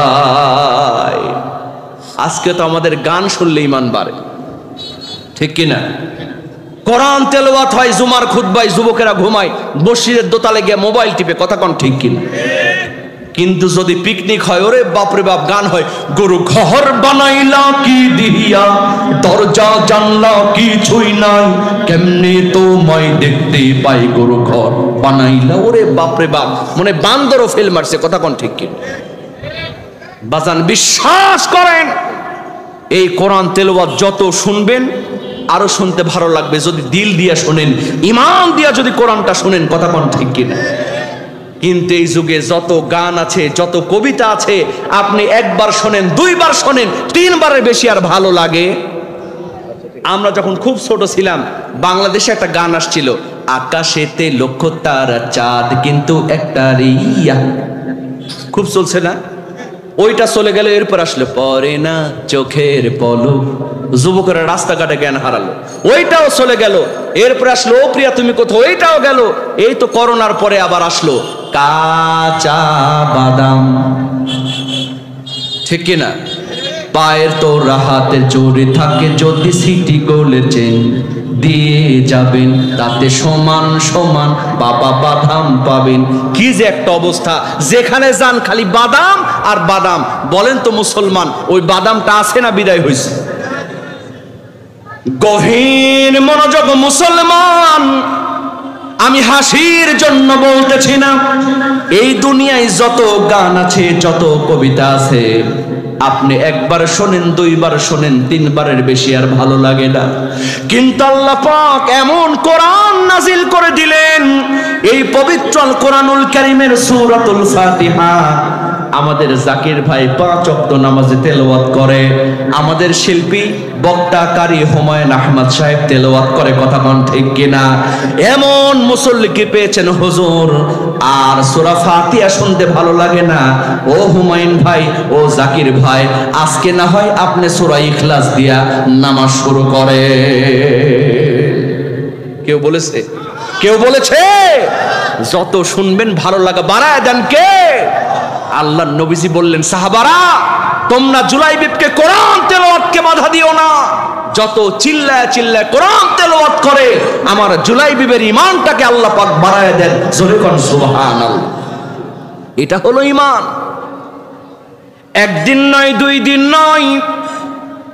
ও রাজশাহীর যুবক, দেখো ঈমানদার কাকে বলে। এই যুবক জুলাইবিবের মধ্যে চিন্তা হয়, হায় রে, আমি একজন যুবক, আমার টাকা নাই, পয়সা নাই, জায়গা নাই, জমি নাই, আমার বাড়ি নাই, ঘর নাই, কিন্তু আমার তো একটা মন আছে, আমার মন চাই আমি একটু বিয়ে করে সংসার করব। ও বাজান বলেন তো, একটা মানুষের টাকা না থাক, জায়গা না থাক, কিন্তু সবার একটা মন বলে কথা আছে না নাই? আছে না নাই? তো আমার তো একটা বিয়ে করা দরকার। যুবক যখন একজন হবে, তার মনে অবশ্যই বিয়ে করার একটা স্বাদ জাগবে, যদি হিজরা না হয়, কথা কোন ঠিক কিনা? কিন্তু আমাদের দেশের এমন আইন করা হয়েছে, বিয়ে করা মানে আগে নিজের পায়ে দাঁড়াও, তারপরে বিয়ে করো। বয়সও নির্ধারণ করা হয়েছে, বিয়ে করার বয়স নির্ধারণ করা হয়েছে, কিন্তু প্রেম প্রীতির বয়স নির্ধারণ করা হয় নাই। এজন্য মাঝে মধ্যে দেখা যায় ক্লাস 5-এর ছেলে 6-এর মেয়ে নিয়ে ভাগছে, কথা কোন ঠিক কিনা? আমি পিতা মাতাদেরকে সতর্ক করে দিব, বাজান, আপনার সন্তান যদি যুবক হয়, আপনার মেয়েটা যদি যুবতী হয়, তাহলে তাদের বিয়ের ব্যবস্থা করেন, আল্লাহ পাক রহমত বরকত দিয়ে ভরিয়ে দিবেন, কথা কোন ঠিক কিনা? কিন্তু আমরা বলি আগে নিজের পায়ে দাঁড়াও, এরপরে বিয়ে করো। বিয়ে করা কঠিন, কিন্তু জেনা করা বর্তমানে সহজ, কথা কোন ঠিক কিনা? বিশ্বাস করেন মুসলমান, এই যুবক জুলাইবিব রাদিয়াল্লাহু তাআলা আনহু আল্লাহর নবীজির সামনে চলে গেলেন, একটু লাজুক লাজুক মনে বলেন, নবী গো, আমি একটা কথা বলতে চাই, আমার কথা আপনি শুনবেন কি? আল্লাহর নবীজি বুঝতে পারলেন। আল্লাহর নবীজি বললেন, জুলাইবিব কি কথা তুমি বলো, আমার সামনে তুমি লজ্জা করো না। জুলাইবিব রাদিয়াল্লাহু তাআলা আনহু বললেন, নবী আমার মন চাই আমি একটু বিয়ে করে সংসার করব, কিন্তু মদিনার কোনো মেয়ে আমরা দেখলে পছন্দ করে না, কারণ আমার চেহারাটা ভালো না, বেটে কুৎসিত কদাকার চেহারার মানুষ আমি, আমার টাকা নাই, পয়সা নাই, জায়গা নাই, জমি নাই, মদিনার কোনো মেয়ের বাবা মা তার মেয়ের সঙ্গে আমারে বিয়ে দিতে চায় না। আমার ভাইয়েরা বলেন তো, টাকা নাই, পয়সা নাই, জায়গা নাই, জমি নাই, এমনকি চেহারা নাই, এইরকম ছেলের সঙ্গে কেউ কি মেয়ে বিয়ে দিতে চায়? কেউ চায়? কেউ চায় না। কয় হুজুর একটু মেহেরবানি করে আপনি আমার জন্য একটা বিয়ের ব্যবস্থা করে দেন। জোরে কোন সুবহানাল্লাহ। আল্লাহর নবীজি বললেন, ও জুলাইবিব চিন্তা করো না, টেনশন করো না, তোমার কোনো চিন্তা করার দরকার নাই, আমি রাসূল তোমার জন্য একটা বিয়ের ব্যবস্থা করে দেব। চিৎকার দিয়ে বলেন না বাবা সুবহানাল্লাহ। জালাবিব চলে গিয়েছেন। এর কয়েকদিন পরে ওই মদিনার একজন আনসারী সাহাবী, ও বাজান একটু মন দিয়ে শোনেন, ঈমান কাকে বলে দেখেন। মদিনার একজন আনসারী সাহাবী, টাকার অভাব নাই, পয়সার অভাব নাই, জায়গার অভাব নাই, জমির অভাব নাই, তার একমাত্র কন্যা যেমন রূপবতী তেমন গুণবতী। আচ্ছা বলেন তো বাজান, এই রকম মেয়ে যদি কারো বাড়িতে থাকে, ওই বাড়িতে বিয়ের প্রস্তাব কম আসে না বেশি আসে? ডাক্তার, ইঞ্জিনিয়ার, বিশেষ ক্যাডার, তারপরও মেয়ের বাবা মা আমাদের জাহাঙ্গীর স্যারের মতো এরকম গণ্যমান লোকদেরকে বলে, ভাইজান একটু দেখেন তো আমার মেয়ের জন্য একটা উপযুক্ত জামাই পাওয়া যায় কিনা, এরকম বলে কি বলে না? এই আনসারী সাহাবী মনে মনে চিন্তা করলেন, এই মদিনার অনেক ধনাঢ্য যুবক আমার মেয়েকে বিয়ের প্রস্তাব দিয়েছে, কিন্তু এই মদিনার নেতা হলেন বিশ্ব নবী মুহাম্মদুর রাসূলুল্লাহ সাল্লাল্লাহু আলাইহি ওয়াসাল্লাম। আমি যদি আল্লাহ নবীজির কাছে গিয়া আমার মেয়ের জন্য একটা জামাই খুঁজতে বলি, আল্লাহর নবীজি হয়তো আমার মেয়ের জন্য একটা উপযুক্ত জামাই খুঁজে দিবে। আল্লাহর নবীজির সামনে হাজির হয়ে গেছে। আসসালামু আলাইকা ইয়া রাসূলুল্লাহ। ও প্রাণের নবী, আপনি জানেন আমি এই মদিনার একজন আনসারী সাহাবী, আমার টাকার অভাব নাই, পয়সার অভাব নাই, জায়গার অভাব নাই, জমির অভাব নাই। ও নবী, আমার একমাত্র কন্যা যেমন রূপবতী তেমন গুণবতী। নবী গো, এই মদিনার অনেক ধনাঢ্য যুবক আমার মেয়েকে বিয়ের প্রস্তাব দিয়েছে, কিন্তু আমার বিশ্বাস হলো আপনি যদি একটু ঘটকালি করেন, এই জামাই গোডার চাইতে আমার মেয়ের জন্য একটা উপযুক্ত জামাই ঠিক করে দিতে পারবেন। ও নবী, আপনি মেহেরবানি করে আমার মেয়ের জন্য একটা উপযুক্ত জামাই ঠিক করে দেন। আল্লাহর নবী সঙ্গে সঙ্গে বললেন, সাহাবী চিন্তা করো না, টেনশন করো না, জামাই খোঁজার কোনো প্রয়োজন নাই, আমি রাসূল তোমার মেয়ের জন্য আগে থেকে একটা জামাই পছন্দ করে রেখেছি। না তো দেখেন ঈমান কাকে বলে। যেমন বলেছে তোমার মেয়ের জন্য জামাই ঠিক করে রাখছি, আনসারী সাহাবী তো মহা খুশি। কয় হুজুর তাড়াতাড়ি কোন জামাইয়ের পরিচয় কি? কয় জামাইয়ের টাকা নাই, পয়সা নাই, জায়গা নাই, জমি নাই, এমনকি চেহারাটাও ভালো না, বেটে কুৎসিত কদাকার চেহারা। আচ্ছা বলেন তো আনসারী সাহাবীর মেজাজ ভালো হবে না খারাপ হবে? মনে মনে চিন্তা করে, আল্লাহ আমি আসলাম একটা উপযুক্ত জামাই নিতে, আর নবীজি এমন একটা জামাই দিলেন, টাকা নাই, পয়সা নাই, এমনকি চেহারাটা ভালো না, বেটে কুৎসিত কদাকার চেহারা। অন্তত চেহারাটা যদি ভালো হতো তাও একটা কথা হতো। আনসারী সাহাবী মাথা নিচু করে ফেললেন। আল্লাহর নবী যে বললেন, আনসারী সাহাবী, তোমার মেয়ের জন্য জামাই ঠিক করলাম। তুমি শুনলা জামাইয়ের টাকা নাই, চেহারাও নাই, এটা শোনার কারণে তোমার মনটা খারাপ হয়েছে। ও আনসারী সাহাবী শোনো, এই জুলাই বিবির টাকা নাই, পয়সা নাই, চেহারা নাই, কিন্তু এই জামাইয়ের এত সুন্দর তাকওয়া আল্লাহ পাক দান করেছেন, তার মতো দামি মানুষ আকাশ আর জমিনের মধ্যে এই মুহূর্তে আর কেউ না। আল্লাহর কাছে চেহারার দাম আছে, টাকা পয়সার দাম আছে। ইন্না আকরামাকুম ইনদাল্লাহি আতকাকুম, আল্লাহ বলছেন যার অন্তর আল্লাহর ভয় যত বেশি, তার কাছে আমার দাম তত বেশি। কথা কোন ঠিক কিনা? এই দুনিয়ায় সবাই কেউ না কেউ বিভিন্ন ভাবে খুব বিপদের মধ্যে থাকে, সবাই কিন্তু গরিব। কথা কোন ঠিক কিনা? একটা লোকের অনেক জায়গা জমি, কিন্তু তার একটা সন্তানও নাই, এরকম আছে না নাই? আবার আর একটা লোকের অনেক সন্তান, কিন্তু জায়গা জমি তেমন নাই। আর একটা লোকের খাওয়ার অভাব নাই, কিন্তু ডাক্তার বলে দিয়েছে সকালে একটা রুটি, রাত্রিরে একটা রুটি, দুপুরে একটু সবজি, এর বাইরে খাওয়া যাবে না, গেলেই কিন্তু কবরে যাওয়া লাগবে। কথা কোন ঠিক কিনা? এরকম আছে না নাই? তুমি কাউরে দিলা 10টা সন্তান, জায়গা সম্পদ নাই, আবার কাউরে দিলা কোটি টাকাও, একটাও সন্তান নাই।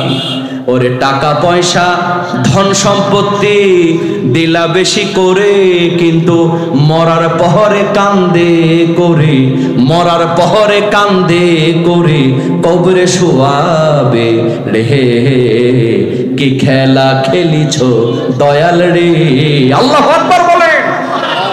অহংকার করার কিছু নাই। আল্লাহ বলছেন টাকার দাম নাই, পয়সার দাম নাই, চেহারার দাম নাই, আমি আল্লাহ দেখি তাকওয়া তার কার কত ভালো। কথা কোন ঠিক কিনা? আল্লাহ নবীজি বললেন, আনসারী সাহাবী, টাকা নাই, পয়সা নাই, চেহারা নাই, কিন্তু এর চাইতে ভালো জামাই আকাশ আর জমিনের মধ্যে তোমার মেয়ের কপালে জুটবে না। যতই বলুক আনসারী সাহাবীর মেজাজ ভালো না খারাপ, মনে মনে চিন্তা করে সব বুঝলাম, কিন্তু স্বার্থ আছে না নাই? বাজান 3বার 4বার হজ করেছে, কিন্তু খোঁজ নিয়ে দেখা যায় বোনকে ঠকিয়েছে, সম্পত্তি লিখে দেয় নাই। নামাজ পড়তে পড়তে কপালের মধ্যে কালো দাগ করে ফেলেছে, কিন্তু সকালবেলা গিয়ে অন্যের জমির আল ঠেলাঠেলি করে।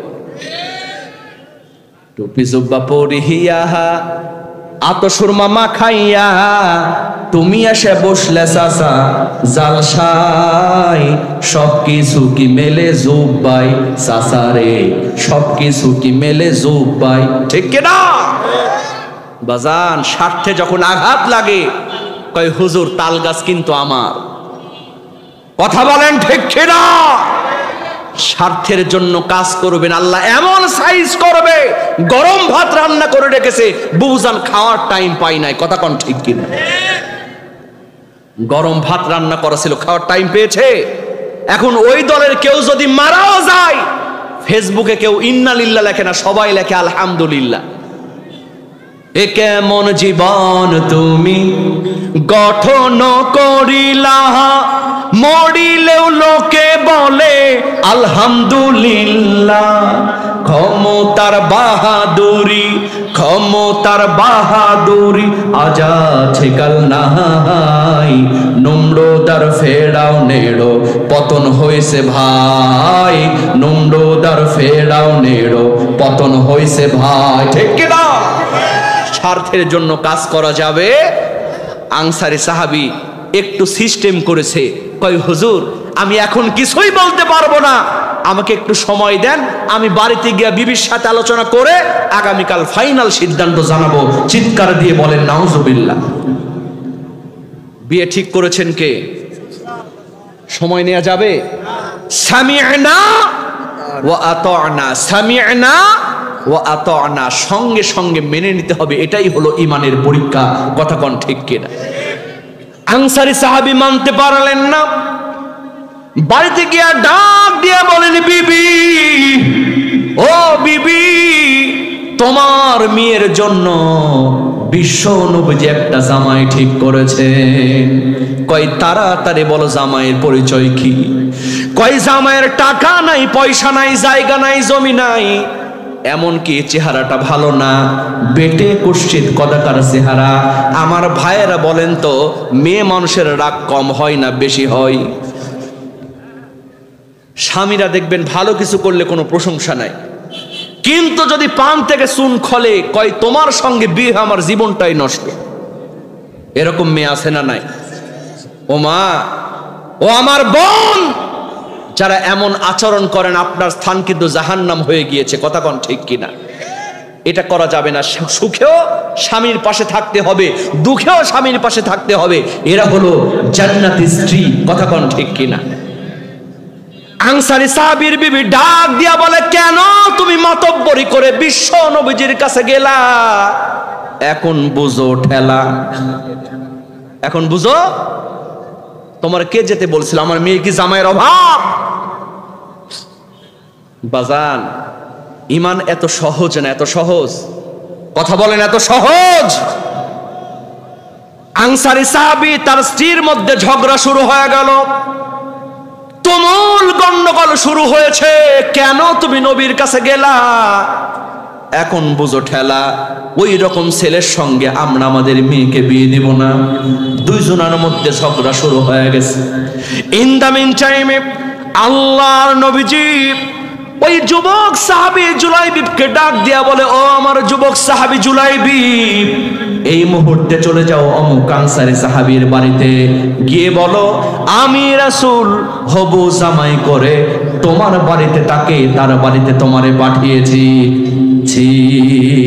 সুবহানাল্লাহ কোন? জালাবিব তো মহা খুশি, এক দরবারে আনসারী সাহাবীর বাড়িতে গিয়ে হাজির। দরজার মধ্যে নক করে, ঠক ঠক ঠক। আচ্ছা বলেন তো, বাড়িতে যখন গন্ডগোল হয় ওই সময় কেউ আসলে মেজাজ ভালো হয় না খারাপ হয়? আনসারী সাহাবী চিন্তা করলে এই অসময়ে আবার কে আসলো।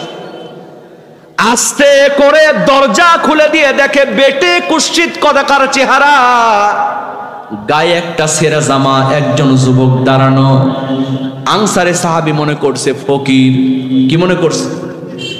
ফকির মনে করে বলতেছেন, ও ফকির ওসাইল, এতদিন পর্যন্ত আমার বাড়িতে খালি হাতে কেউ এসে ফিরে যায় নাই, কিন্তু আজকে আমার বাড়িতে একটা সমস্যা তৈরি হয়েছে।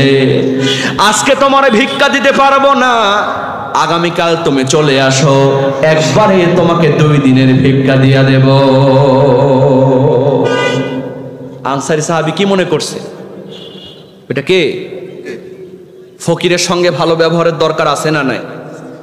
আজকে অনেক মানুষ আছে ফকির দেখলেই মেজাজ গরম কর। এক লোক কয়, হুজুর ফকিরের সাইজ করছি। কেমনে? আমার 5 তলা বাড়ি, ফকির এসে সমানে কলিং বেল মারতেছে। এখনকার ফকির কিন্তু খুব চালাক, দেখবেন আর কথা বলে না, খালি সমানে কলিং বেল মারে। কয় 5 তলা থেকে নেমে দেখি সর্বনাশ ফকির। আমি বললাম থাম, তোরে সাইজ করতেছি। ওরে কয়, বাবা তুমি উপরে চলো। 5 তলায় উপরে উঠে নিয়ে কয়, বাজান মাপ চাই, দোয়া চাই, ভিক্ষা নাই। ফকির বলে, বাজান এই কথা তো নিচতলাতেই বললে হতো, তুই 5 তলাতে উঠালা কেন? কয়, বেটা তুই যেমন আমারে নামায় উঠাইছিস, তোরে উঠায় আবার নামাইলাম, এবার ভাগ। এটা করা যাবে? এক বাড়িতে গিয়ে দেখি কলিং বেল লাগাইছে, কলিং বেলের আওয়াজ টুং টুং টুং, এরকম আওয়াজ হয়। কলিং বেল দেখছেন না? কিন্তু এই বাড়িতে কলিং বেল টিপ দিলাকে কুকুর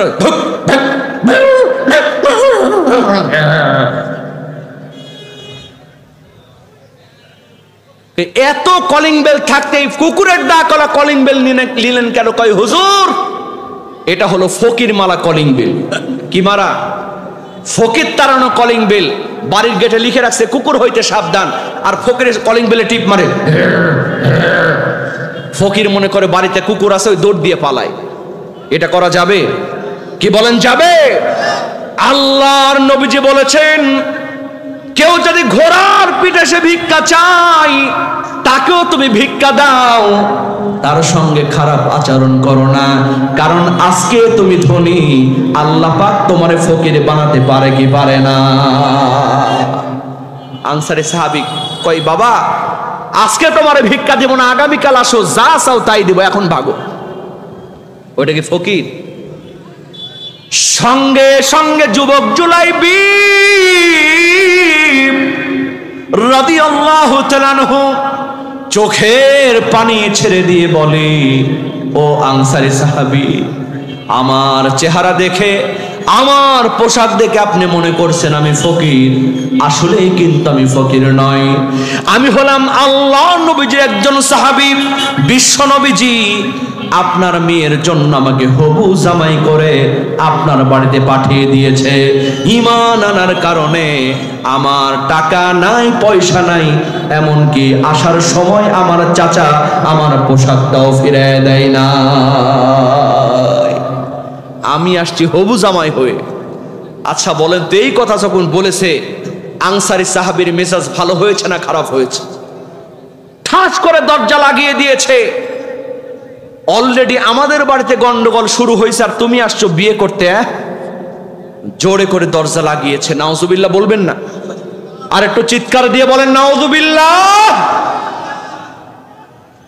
বাড়িতে ঢুকে কয়, বিবি, যেখানে বাঘের ভয় সেখানে রাত হয়, জামাই কিন্তু বাড়ি পর্যন্ত হাজির, তাড়াতাড়ি ব্যবস্থা করো, গন্ডগোল করে লাভ নাই। দুইজন মিলে সিদ্ধান্ত দিল, না না, ওই রকম ছেলের সঙ্গে আমরা মেয়েকে বিয়ে দিব না। এই মুহূর্তে চলো আমরা নবীর কাছে চলে যাই, গিয়ে বলি, নবী, ও নবী, আপনার এই ছেলেটার সঙ্গে পছন্দ করা জামাইয়ের সঙ্গে আমাদের মেয়েকে আমরা বিয়ে দিব না। চিৎকার দিয়ে বলেন না বাবা নাউজুবিল্লাহ। যেমন সিদ্ধান্ত তেমন কথা তেমন কাজ। আনসারী সাহাবী তার বিবি দুইজন মিলে যখন বের হয়ে যাবে, ইন দ্য মিন টাইমে যেই মেয়েকে নিয়ে এত কথা, একমাত্র কন্যা যেমন রূপবতী তেমন গুণবতী, এই মেয়েটি সঙ্গে সঙ্গে পাশের ঘরের থেকে ডাক দিয়ে বলে, মা, ও মা, ও আমার আব্বা জান, আল্লাহ নবীজির কাছে যাওয়ার আগে আমার কথা একটু শুনে যান। জোরে কোন সুবহানাল্লাহ। মা বলতেছে, মেয়ে চিন্তা করো না, ওই রকম ছেলের সঙ্গে তোমাকে বিয়ে দিব না। ও মা, তুমি ভয় পেও না। মেয়েটি সঙ্গে সঙ্গে বললেন, বাবা, আমার কথা আগে শোনো, তারপরে বলো। ও মা, আমি কি বলতে চাই শোনো। মাগো, আমার বিয়ে ঠিক করেছেন দুনিয়ার কোন রাজা বাদশাহ নয়, আমার বিয়ে ঠিক করেছেন দুনিয়ার কোন প্রধানমন্ত্রী নয়, আমার বিয়ে ঠিক করেছেন আখিরি জামানার পয়গম্বর বিশ্বনবী মুহাম্মদুর রাসূলুল্লাহ সাল্লাল্লাহু আলাইহি ওয়াসাল্লাম। আমার মতো ভাগ্যবতী মেয়ে আকাশ আর জমিনের মধ্যে কেউ আছে নাকি? ও মা, ঈমান এনেছি, আল্লাহ এবং রাসূলের কথা মানার চেষ্টা করি। মাগো, ছেলে কেমন এটা আমার দরকার নাই, জানার দরকার নাই, বোঝারও দরকার নাই। যেহেতু আল্লাহ নবীজি আমার বিয়ে ঠিক করেছেন, তোমরা যদি কেউ বিয়েতে রাজি না হও, আমি মেয়ে কিন্তু এই বিয়েতে রাজি। ইমানদার হওয়া এত সহজ? সহজ? ও মা, ও আমার বোন, আজকে আমাদের ইমানটা জলাঞ্জলি দিয়েছে অনেক মা বোন, কথা কোন ঠিক কিনা? মেয়েরা প্রেম করে আর মা মেয়ের জন্য পিয়নগিরি করে, কথা কোন ঠিক কিনা? এরকম মা আছে না নাই? প্রত্যেকটা মেয়েদের জীবন ধ্বংসের পেছনে এই মায়ের একটা চাবি কলকাঠি আছে না নাই? কারণ কিছু ছেলে দেখবেন R15 নিয়ে ঘোরে, বালিকা বিদ্যালয় করে যখন ব্রেক মারে, মেয়ে পাগল হওয়ার আগে মেয়ের মা পাগল হয়, কয় দেখ তো মা, ছেলেটাকে বাড়িতে আনতো, একটু চা বিস্কুট খাওয়াতো মা। ওরে বাপরে বাপ। এজন্য দেখা যায় ধুমধাম করে বিয়ে হচ্ছে, কিন্তু 3 দিনের মাথায় আবার তালাক হয়ে যাচ্ছে, কথা কোন ঠিক কিনা? জোরে বলেন ঠিক কিনা? এজন্য মা, ছেলের কত টাকা পয়সা, ছেলের চেহারা কেমন, এগুলো না দেখে দেখতে হবে ওই ছেলেটা 5 ওয়াক্ত নামাজ পড়ে কিনা, কথা কোন ঠিক কিনা?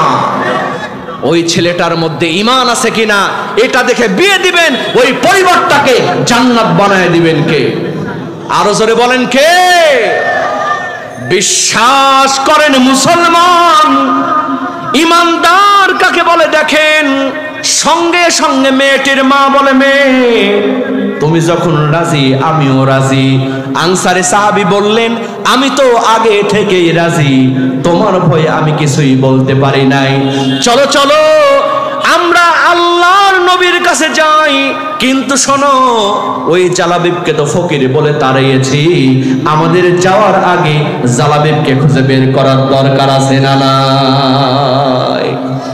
আনসারী সাহাবী কয়, সর্বনাশ, আমি তো জালাবিবরে ফকির বলে তাড়ায় দিছি, অপমান করেছি। আনসারী সাহাবী দৌড় দিয়েছেন, দরজাটা খুলে দেখে সর্বনাশ, জালাবিব ওখানেই বসে আছে। জোরে কোন সুবহানাল্লাহ। জুলাইবিব রাদিয়াল্লাহু তাআলাকে ডাক দিয়ে বললেন, ও আল্লাহর নবীজির যুবক সাহাবী, তোমার তো ফকির বলে তাড়ায় দিলাম, অপমান করলাম, কেন তুমি এখানে বসে আছো? ও রাজশাহীর যুবক, দেখো কি উত্তরটা যুবক দেয়। এই উত্তরটা তুমি আমি যদি দিতে পারি, আমাদের কপালটা খুলে দিবেন কে? যুবক জুলাইবিব রাদিয়াল্লাহু তাআলা বলছেন, ও আনসারী সাহাবী শোনেন, আমি এখানে বসে আছি কারণ আমার বিয়ে দুনিয়ার কোন সাধারণ মানুষ ঠিক করে নাই। আমার বিয়ে ঠিক করেছেন আখিরি জামানার পয়গম্বর বিশ্ব নবী মুহাম্মদুর রাসূলুল্লাহ সাল্লাল্লাহু আলাইহি ওয়াসাল্লাম। আমার বিশ্বাস হলো আল্লাহ নবীজির কথা কোনোদিন বিফলে যায় না।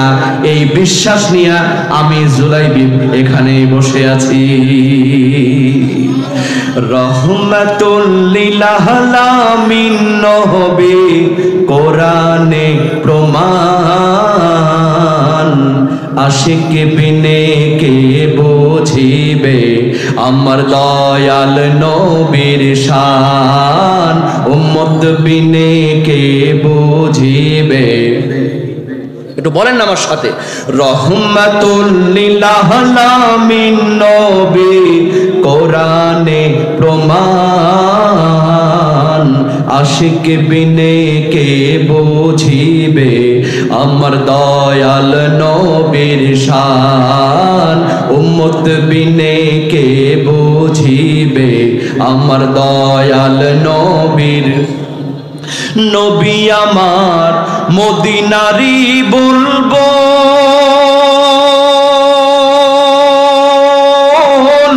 আমার আল্লাহ প্রেম করিয়া নামটি দিলেন মুহাম্মদ রাসূল। আল্লাহু আকবার বলে।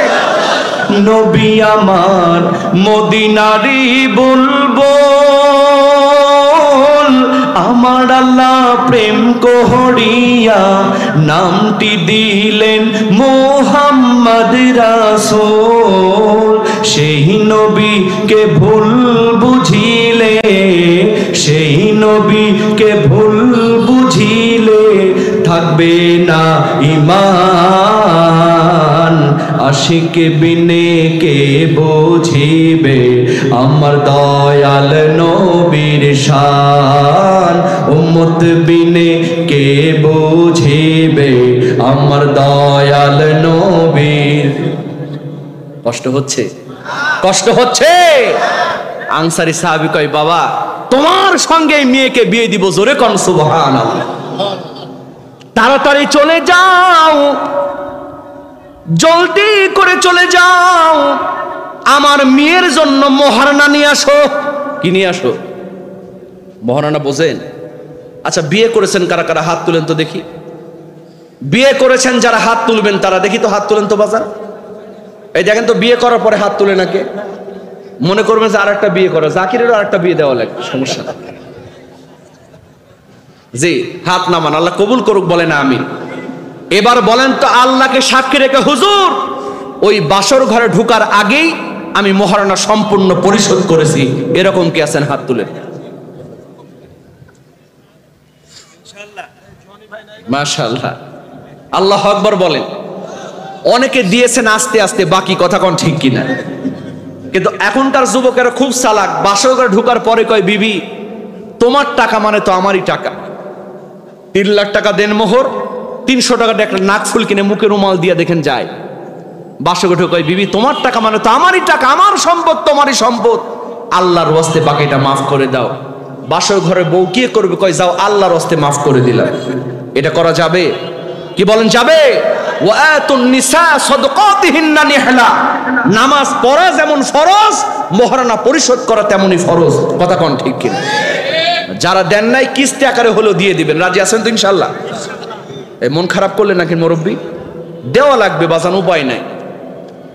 মোহরানা নিয়ে আসো তাড়াতাড়ি, তোমার সঙ্গে মেয়েকে বিয়ে দিব। জলদি করে চলে গেছেন নবীজির কাছে। জুলাইবিব রাদিয়াল্লাহু তাআলা ডাক দিয়া বলেন, নবী আমার সঙ্গেই তো মেয়ে বিয়ে দিবে হুজুর, আমার কাছে মহারণা চাই। মহারণা দেওয়ার মতো আমার কাছে কোনো টাকা পয়সা নাই। আল্লাহ নবীজি বললেন, জুলাইবিব আমি যে তোমাকে দিব আমার কাছে কিচ্ছু নাই। আজ 3 দিন পর্যন্ত আমি নবীর পেটে খাবার নাই। যাও যাও জুলাইবিব, তুমি আমার জামাই ওসমান রাদিয়াল্লাহু তাআলা আনহুর কাছে চলে যাও। আমার জামাই অনেকগুলা স্বর্ণ মুদ্রা তোমারে দিয়া দিবে। জোরে কোন সুবহানাল্লাহ। ঈমান এত সহজ না। জালাবিব দৌড় দিয়া গেলেন, সব কথা খুলে বললেন। অনেকগুলা স্বর্ণ মুদ্রা তারে দেয়া হলো। সুবহানাল্লাহ কবেন না? ও রাজশাহীর যুবক,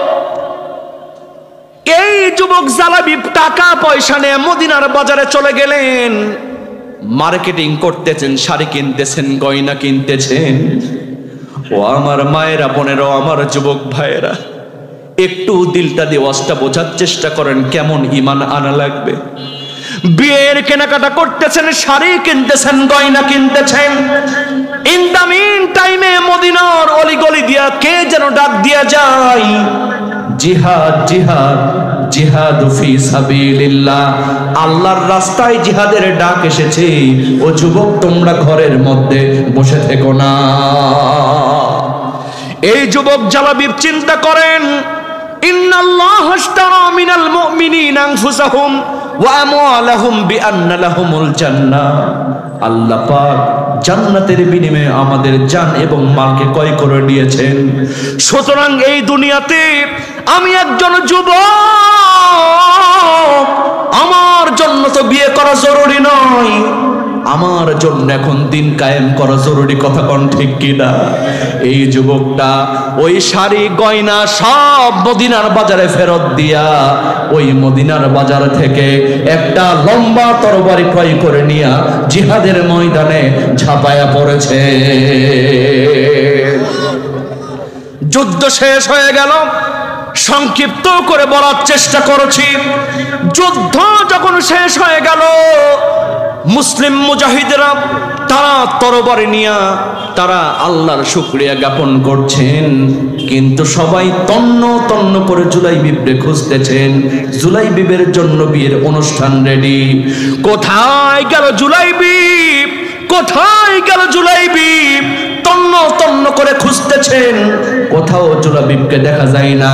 ইন দা মিন টাইমে কিছু সাহাবারা দেখতে পেলেন দূরে কে যেন ইসলামের ঝান্ডা উঁচু করে নিয়ে দাঁড়ায় আছে। সাহাবারা আশ্চর্য হয়ে গেলেন, আমরাই তো প্রথম ইসলামের পতাকা উঁচু করে ধরবো, আমাদের আগে কে আবার ইসলামের পতাকা উঁচু করে ধরলো? এই চিন্তা করে সব সাহাবারা এক দৌড় দিয়া ওই পতাকার দিকে যখন যেতে শুরু করলেন, কাছাকাছি গিয়া দেখলেন ওই যুবক জুলাইবিব রাদিয়াল্লাহু তাআলা আনহুর 2 হাত 2 দিকে পড়ে আছে, 2 পা কেটে 2 দিকে পড়ে আছে, বডিটা ক্ষত বিক্ষত হয়ে আর একদিকে পড়ে আছে।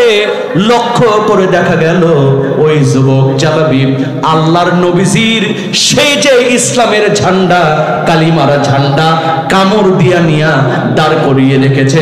জোরে জোরে কন্যা বাবা সুবহানাল্লাহ। সাহাবাদের মধ্যে কান্নার রোল পড়ে গেল। এই যুবক জুলাইবিব রাদিয়াল্লাহু তাআলা আনহুর জন্য বিয়ের অনুষ্ঠান রেডি, বিয়ের কেনাকাটা করার জন্য আসছিল। জিহাদের ডাক শুনে ইমানের বলে বলিয়ান হয়া ইমানের পরীক্ষা দিয়া বিয়ে আর করে নাই, সব ফেরত দিয়া মদিনার বাজার থেকে তরবারি ক্রয় করে নিয়ে জিহাদের ময়দানে ঝাঁপায়া পড়ে শহীদ হয়ে গেল। এই যুবক জুলাইবিবের বিয়ের স্বাদ আর পূরণ হলো না, জীবনে কিচ্ছু পেল না। সাহাবাদের মধ্যে কান্নার রোল পড়ে গিয়েছে, অঝর নয়নে সাহাবারা কাঁদতেছেন।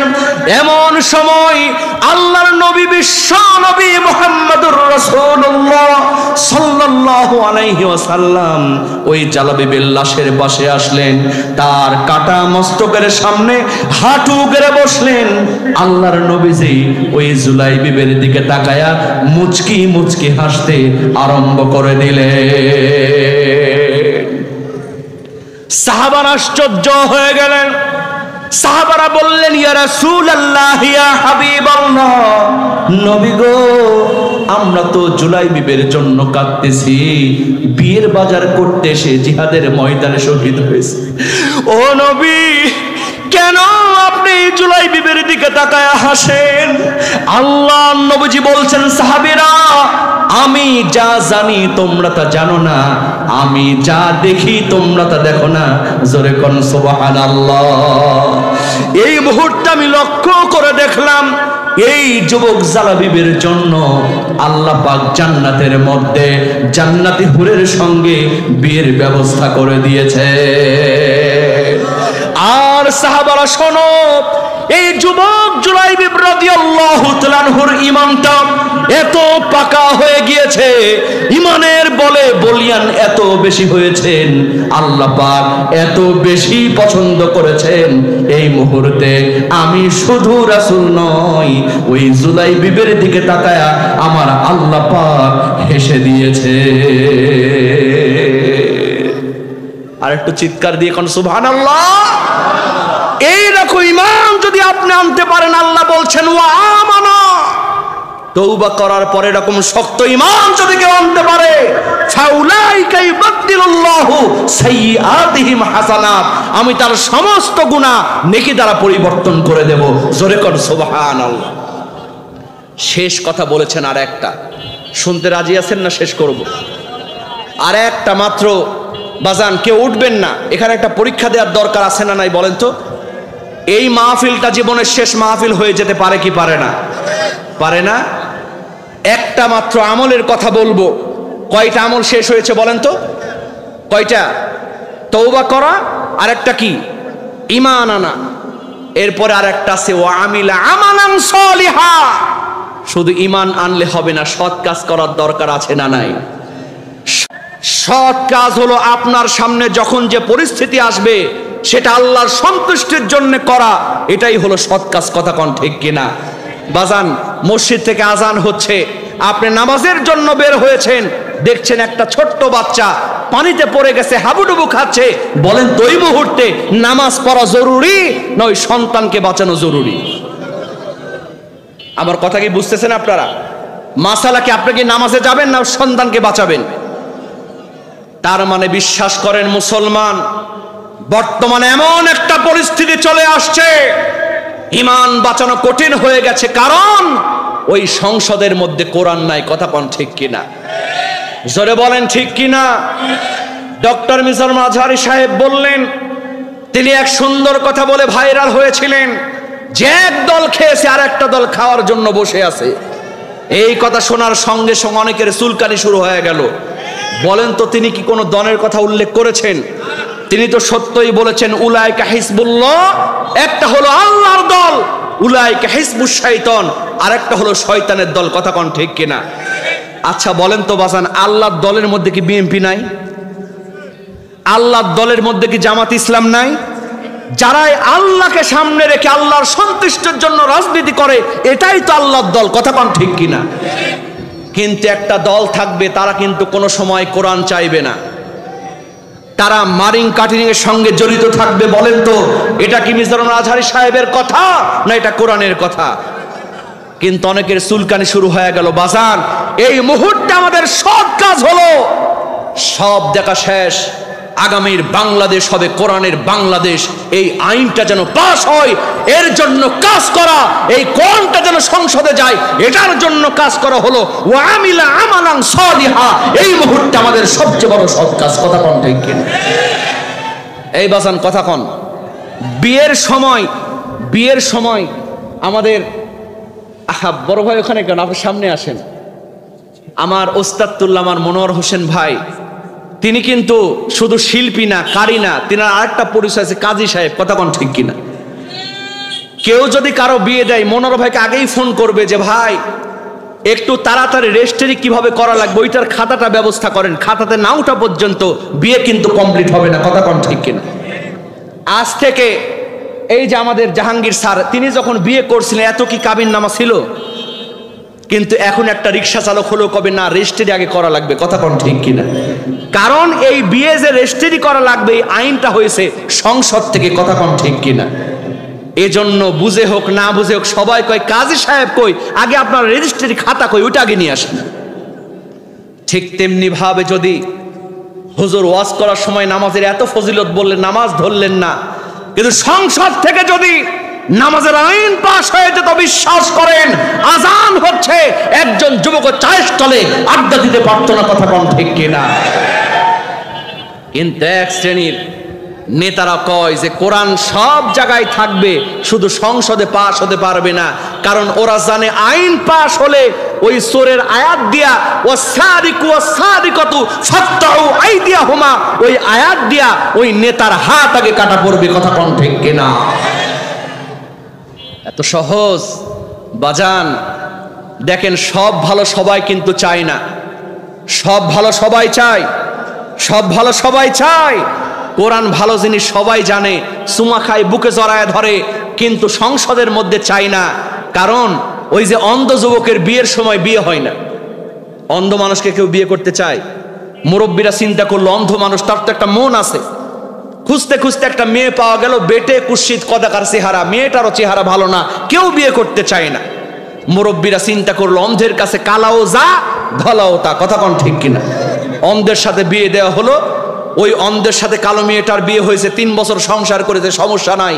হঠাৎ করে একদিন মাইকিং হচ্ছে এই হরগ্রাম বাজারের মধ্যে, চক্ষু শিবির, চক্ষু শিবির আগামী শুক্রবার আমানা ডায়াগনস্টিক সেন্টারে চোখের ফ্রি চিকিৎসা দেওয়া হবে, আপনারা সবাই আমন্ত্রিত।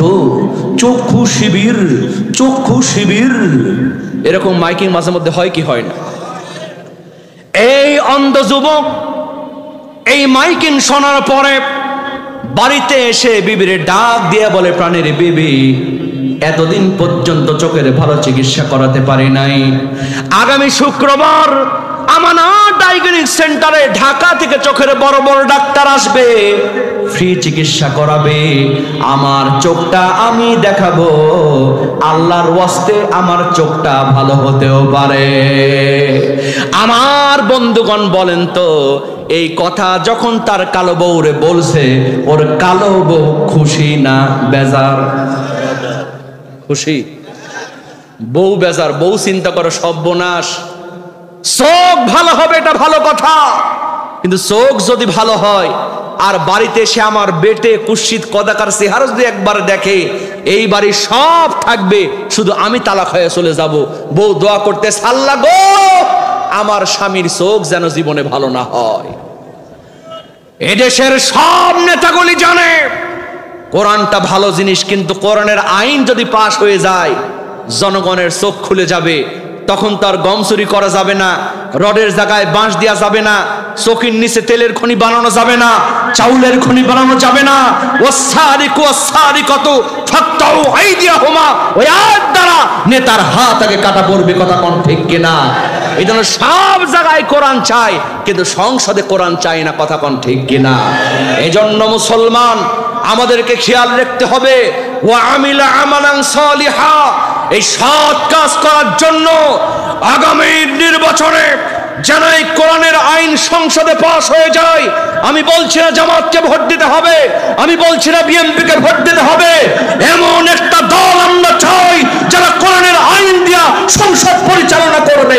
কথা কোন ঠিক কিনা? জোরে বলেন ঠিক কিনা?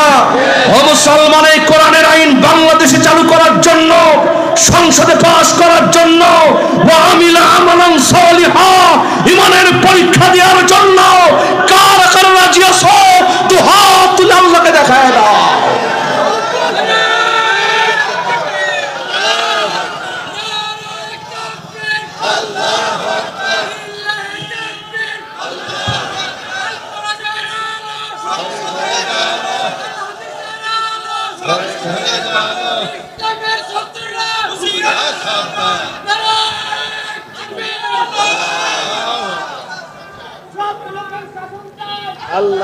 জি, আল্লাহ কবুল করুন, বলেন আমিন।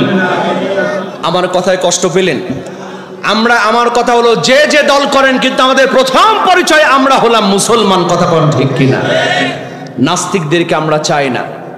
পেছনের অনেক ভাইয়েরা আপনারা একটু কষ্ট পেলেন? আমার সাথে একবার তাকবীর দেন তো, তালে তালে, পারবেন না? নাস্তিকতা নিপদ যাক, দিন ইসলাম জিন্দাবাদ। নাস্তিকতা নিপদ যাক, দিন ইসলাম জিন্দাবাদ।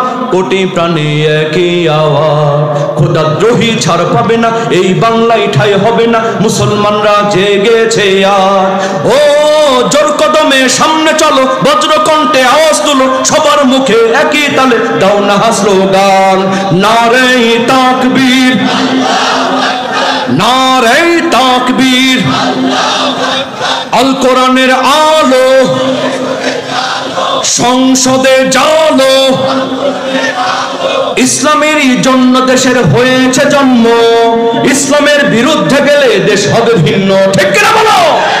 ইসলামের জন্য দেশের হয়েছে জন্ম, ইসলামের বিরুদ্ধে গেলে দেশ হবে ভিন্ন।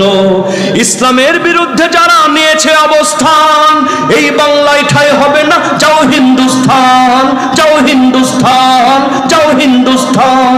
জোর কদমে সামনে চলো, বজ্রকণ্ঠে আওয়াজ তুলো, সবার মুখে একই তালে দাও না স্লোগান, নারে তাকবীর, নারে তাকবীর।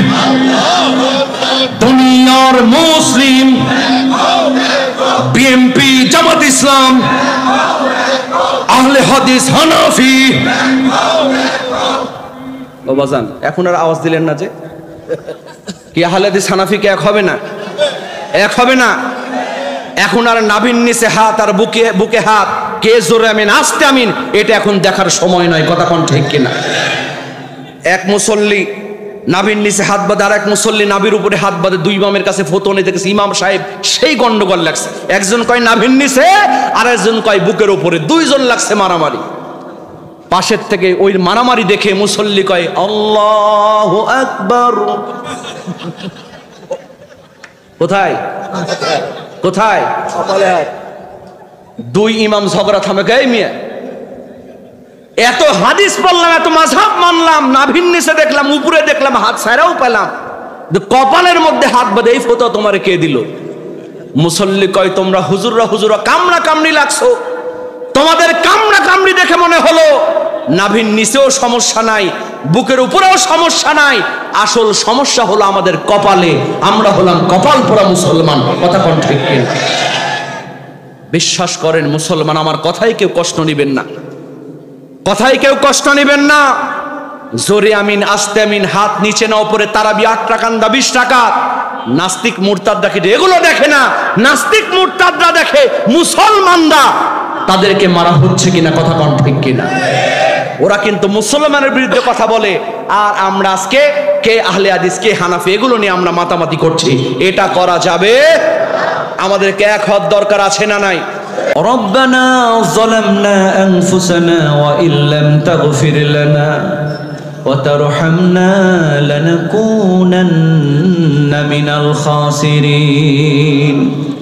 আয় আল্লাহ তাআলা, গভীর রজনীতে তোমার কিছু মুমিন বান্দা বান্দীদেরকে নিয়ে তোমার দরবারে হাত তুলেছি, মেহেরবানি করে আমাদের জীবন জিন্দেগির গুনাহ খাতাগুলোকে মাফ করে দাও। আয় আল্লাহ তাআলা, আমাদের গুনাহ যত বড়, তার চাইতে তোমার রহমত অনেক বেশি বড় রে আল্লাহ।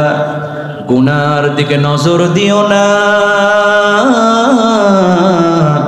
বান্দা মনে করে তুমি রব, মাফ করে দাও। আয় আল্লাহ তাআলা, তোমার কাছে যখন হাত তুলি, দুজন মানুষের কথা বেশি বেশি মনে পড়ে যায়। আমাদের মাঝ থেকে যাদের জনম দুঃখিনী মা, জনম দুঃখী বাবা,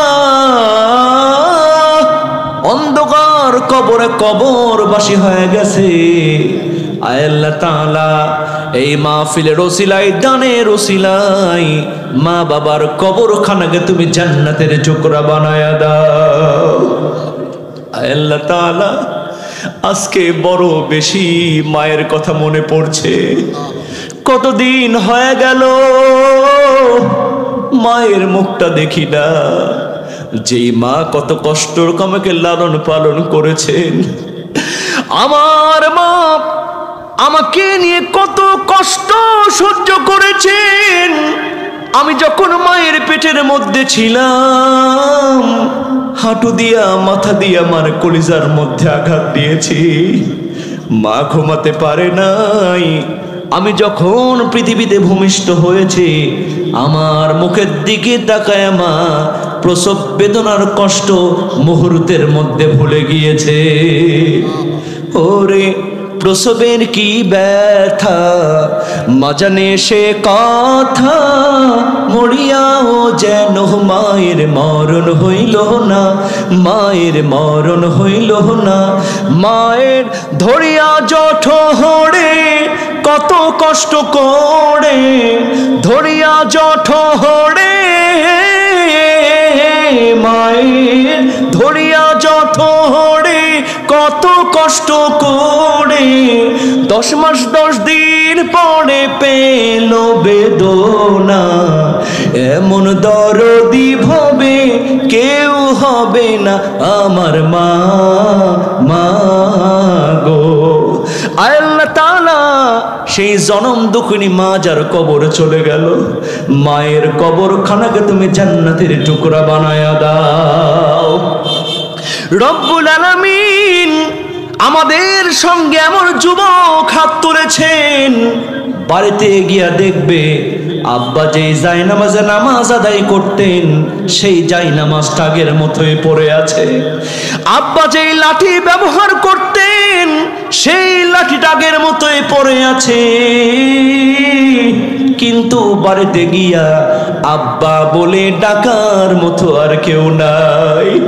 আল্লাহ গো, যাদের আব্বা জান কবরে চলে গেল, আব্বা জানের কবরখানাকেও তুমি জান্নাতের টুকরা বানায়া দাও।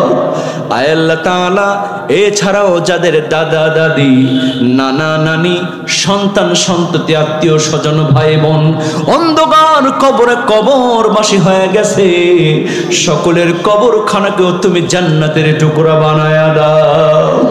আয় আল্লাহ তাআলা, অনেকেই অনেক রোগে আক্রান্ত আছেন, তুমি তো সবচেয়ে বড় ডাক্তার, মেহেরবানি করে সকল রোগের শিফা তুমি আল্লাহ দিয়া দাও। রব্বুল আলামিন এই এলাকাবাসীকে আল্লাহ তুমি কবুল করে নাও, এই ওয়াজ মাহফিলকে আল্লাহ তুমি কবুল করে নাও। আয় আল্লাহ তাআলা রব্বুল আলামিন এই ফাউন্ডেশনকে আল্লাহ তুমি কবুল করো। আল্লাহ এই আল ইহসান মানবিক ফাউন্ডেশনকে আল্লাহ তুমি কবুল করে নাও। এই ফাউন্ডেশনের সঙ্গে যারা যুক্ত আছেন আল্লাহ তাদেরকে তুমি মাফ করে দাও। রব্বুল আলামিন বিশেষ করে মোহাম্মদ ওয়াহিদুজ্জামান তুহিন ভাই সহ যে সমস্ত যুবক ভাইয়েরা কাজ করছেন, আমি তো সবার নাম জানি না, আল্লাহ তুমি জানো। প্রত্যেক যুবককে আল্লাহ তুমি খালেদ বিন ওয়ালিদের সঙ্গে কবুল করে নাও। রব্বুল আলামিন আল ইহসান মানবিক ফাউন্ডেশন যেন আগামীতে আরো সুন্দর সুন্দর তাফসির মাহফিল করতে পারে, সেই তৌফিক তুমি আল্লাহ দিয়ে দাও। রব্বুল আলামিন এই মাহফিলের সভাপতি বিন্দুকে আল্লাহ তুমি কবুল করে নাও। এই মাহফিলের প্রধান অতিথি জনাব মোহাম্মদ মিজানুর রহমান মিনু ভাইকে আল্লাহ তুমি কবুল করে নাও। প্রধান মেহমান অধ্যাপক ডক্টর মোহাম্মদ জাহাঙ্গীর স্যারকে আল্লাহ কবুল করো। রব্বুল আলামিন এই মাহফিলের সভাপতি মাওলানা গোলাম ফারুক আলহাজ মোহাম্মদ শহীদ আলমকে তুমি কবুল করো। আয় আল্লাহ তাআলা বিশেষ অতিথিবৃন্দ অনেকে আছেন, আল্লাহ সকলকে তুমি কবুল করে নাও। রব্বুল আলামিন যাদের নাম পোস্টারে নাই, অনেক কষ্ট করেছেন, পরিশ্রম করেছেন, আল্লাহ তুমি দেখেছো এই পরিশ্রমের কারণে, দানের কারণে আল্লাহ তুমি তাদের জীবনকে পরিবর্তন করে দাও। অনেক ব্যবসায়ী ভাইয়ের হাত তুলেছেন, আল্লাহ ব্যবসার মধ্যে তুমি বরকত দিয়ে দাও। পর্দার আড়াল থেকে মা বোন হাত তুলেছেন, মা বোনদের কষ্টকে আল্লাহ তুমি দূর করে দাও, মা বোনদের নেক মাকসুদকে আল্লাহ তুমি কবুল করে দাও। আল্লাহ আমার উস্তাদ মনোয়ার হোসেন ভাইকে আল্লাহ তুমি কবুল করো, আমার জাকির ভাইকে আল্লাহ তুমি কবুল করো, আমার বন্ধু হুমায়ুন আহমেদকে আল্লাহ তুমি কবুল করো। এছাড়াও যারা আলেম ওলামা এসেছেন সকল আলেম ওলামাকে আল্লাহ তুমি কবুল করে নাও। আয় আল্লাহ তাআলা, পরিশেষে তোমার কাছে মিনতি, এই মাহফিল যদি আমাদের জীবনের শেষ মাহফিল হয়ে যায়, এই মোনাজাত আমাদের জীবনের শেষ মোনাজাত যদি হয়ে যায়, আজরাইল কখন আমাদের জানটা কবজ করতে আসবে, ভয় আমাদের চোখটা বড় বড় হয়ে যাবে। আল্লাহ রব্বুল আলামিন, এই মাহফিল আমাদের জীবনের শেষ মাহফিল হয়ে যেতে পারে। আজরাইল যখন আসবে তখন কাউকে চিনবে না, কে কোন দল করে সেটা দেখবে না, কার কত টাকা পয়সা আছে সেটা দেখবে না, কার কত সম্পদ আছে সেটা জানার চেষ্টা করবে না। আল্লাহ গো, সেই কঠিন মুহূর্তে চোখগুলো আমার বড় বড় হয়ে যাবে, তৃষ্ণায় বুকটা ফেটে যেতে চাইবে, চামিচ দিয়ে আমার মুখে পানি দিবে, পানিটুকু আমি গিলতে পারবো না। আয় আল্লাহ তাআলা, সে সময় এমন বান্ধব তুমি দিয়া দিও যে আমার শিওরে বসে পবিত্র কোরআনের সূরা ইয়াসিন পাঠ করতে পারে। বিশ্বনবীজি বলেছেন, মৃত্যুর আযাব যখন শুরু হয়, কষ্ট শুরু হয়, ওই সময় কেউ যদি সূরা ইয়াসিন তেলাওয়াত করে, ইয়াসিনের বদলতে আল্লাহ মৃত্যুর আযাবকে আসান করে দেয়। সূরা ইয়াসিন পাঠ করিও বসিয়া কাসায় আমার প্রাণ যাবার বেলায়, মরণ কালে বাঁচি যেন শয়তানির ধোকায় রে জাদুধর, মরিলে কান্দিস না আমার দায়। আল্লাহ তাআলা আত্মীয় স্বজনদের মধ্যে কান্নার রোল পড়ে যাবে, সেই রকম মুহূর্তে কেউ যখন জোরে জোরে কালিমা পড়তে থাকবে, আল্লাহ তাআলা আমাদের সকলের জবান দিয়া বের করে দিও কালজয়ী কালিমা লা ইলাহা ইল্লাল্লাহু মুহাম্মাদুর রাসূলুল্লাহ।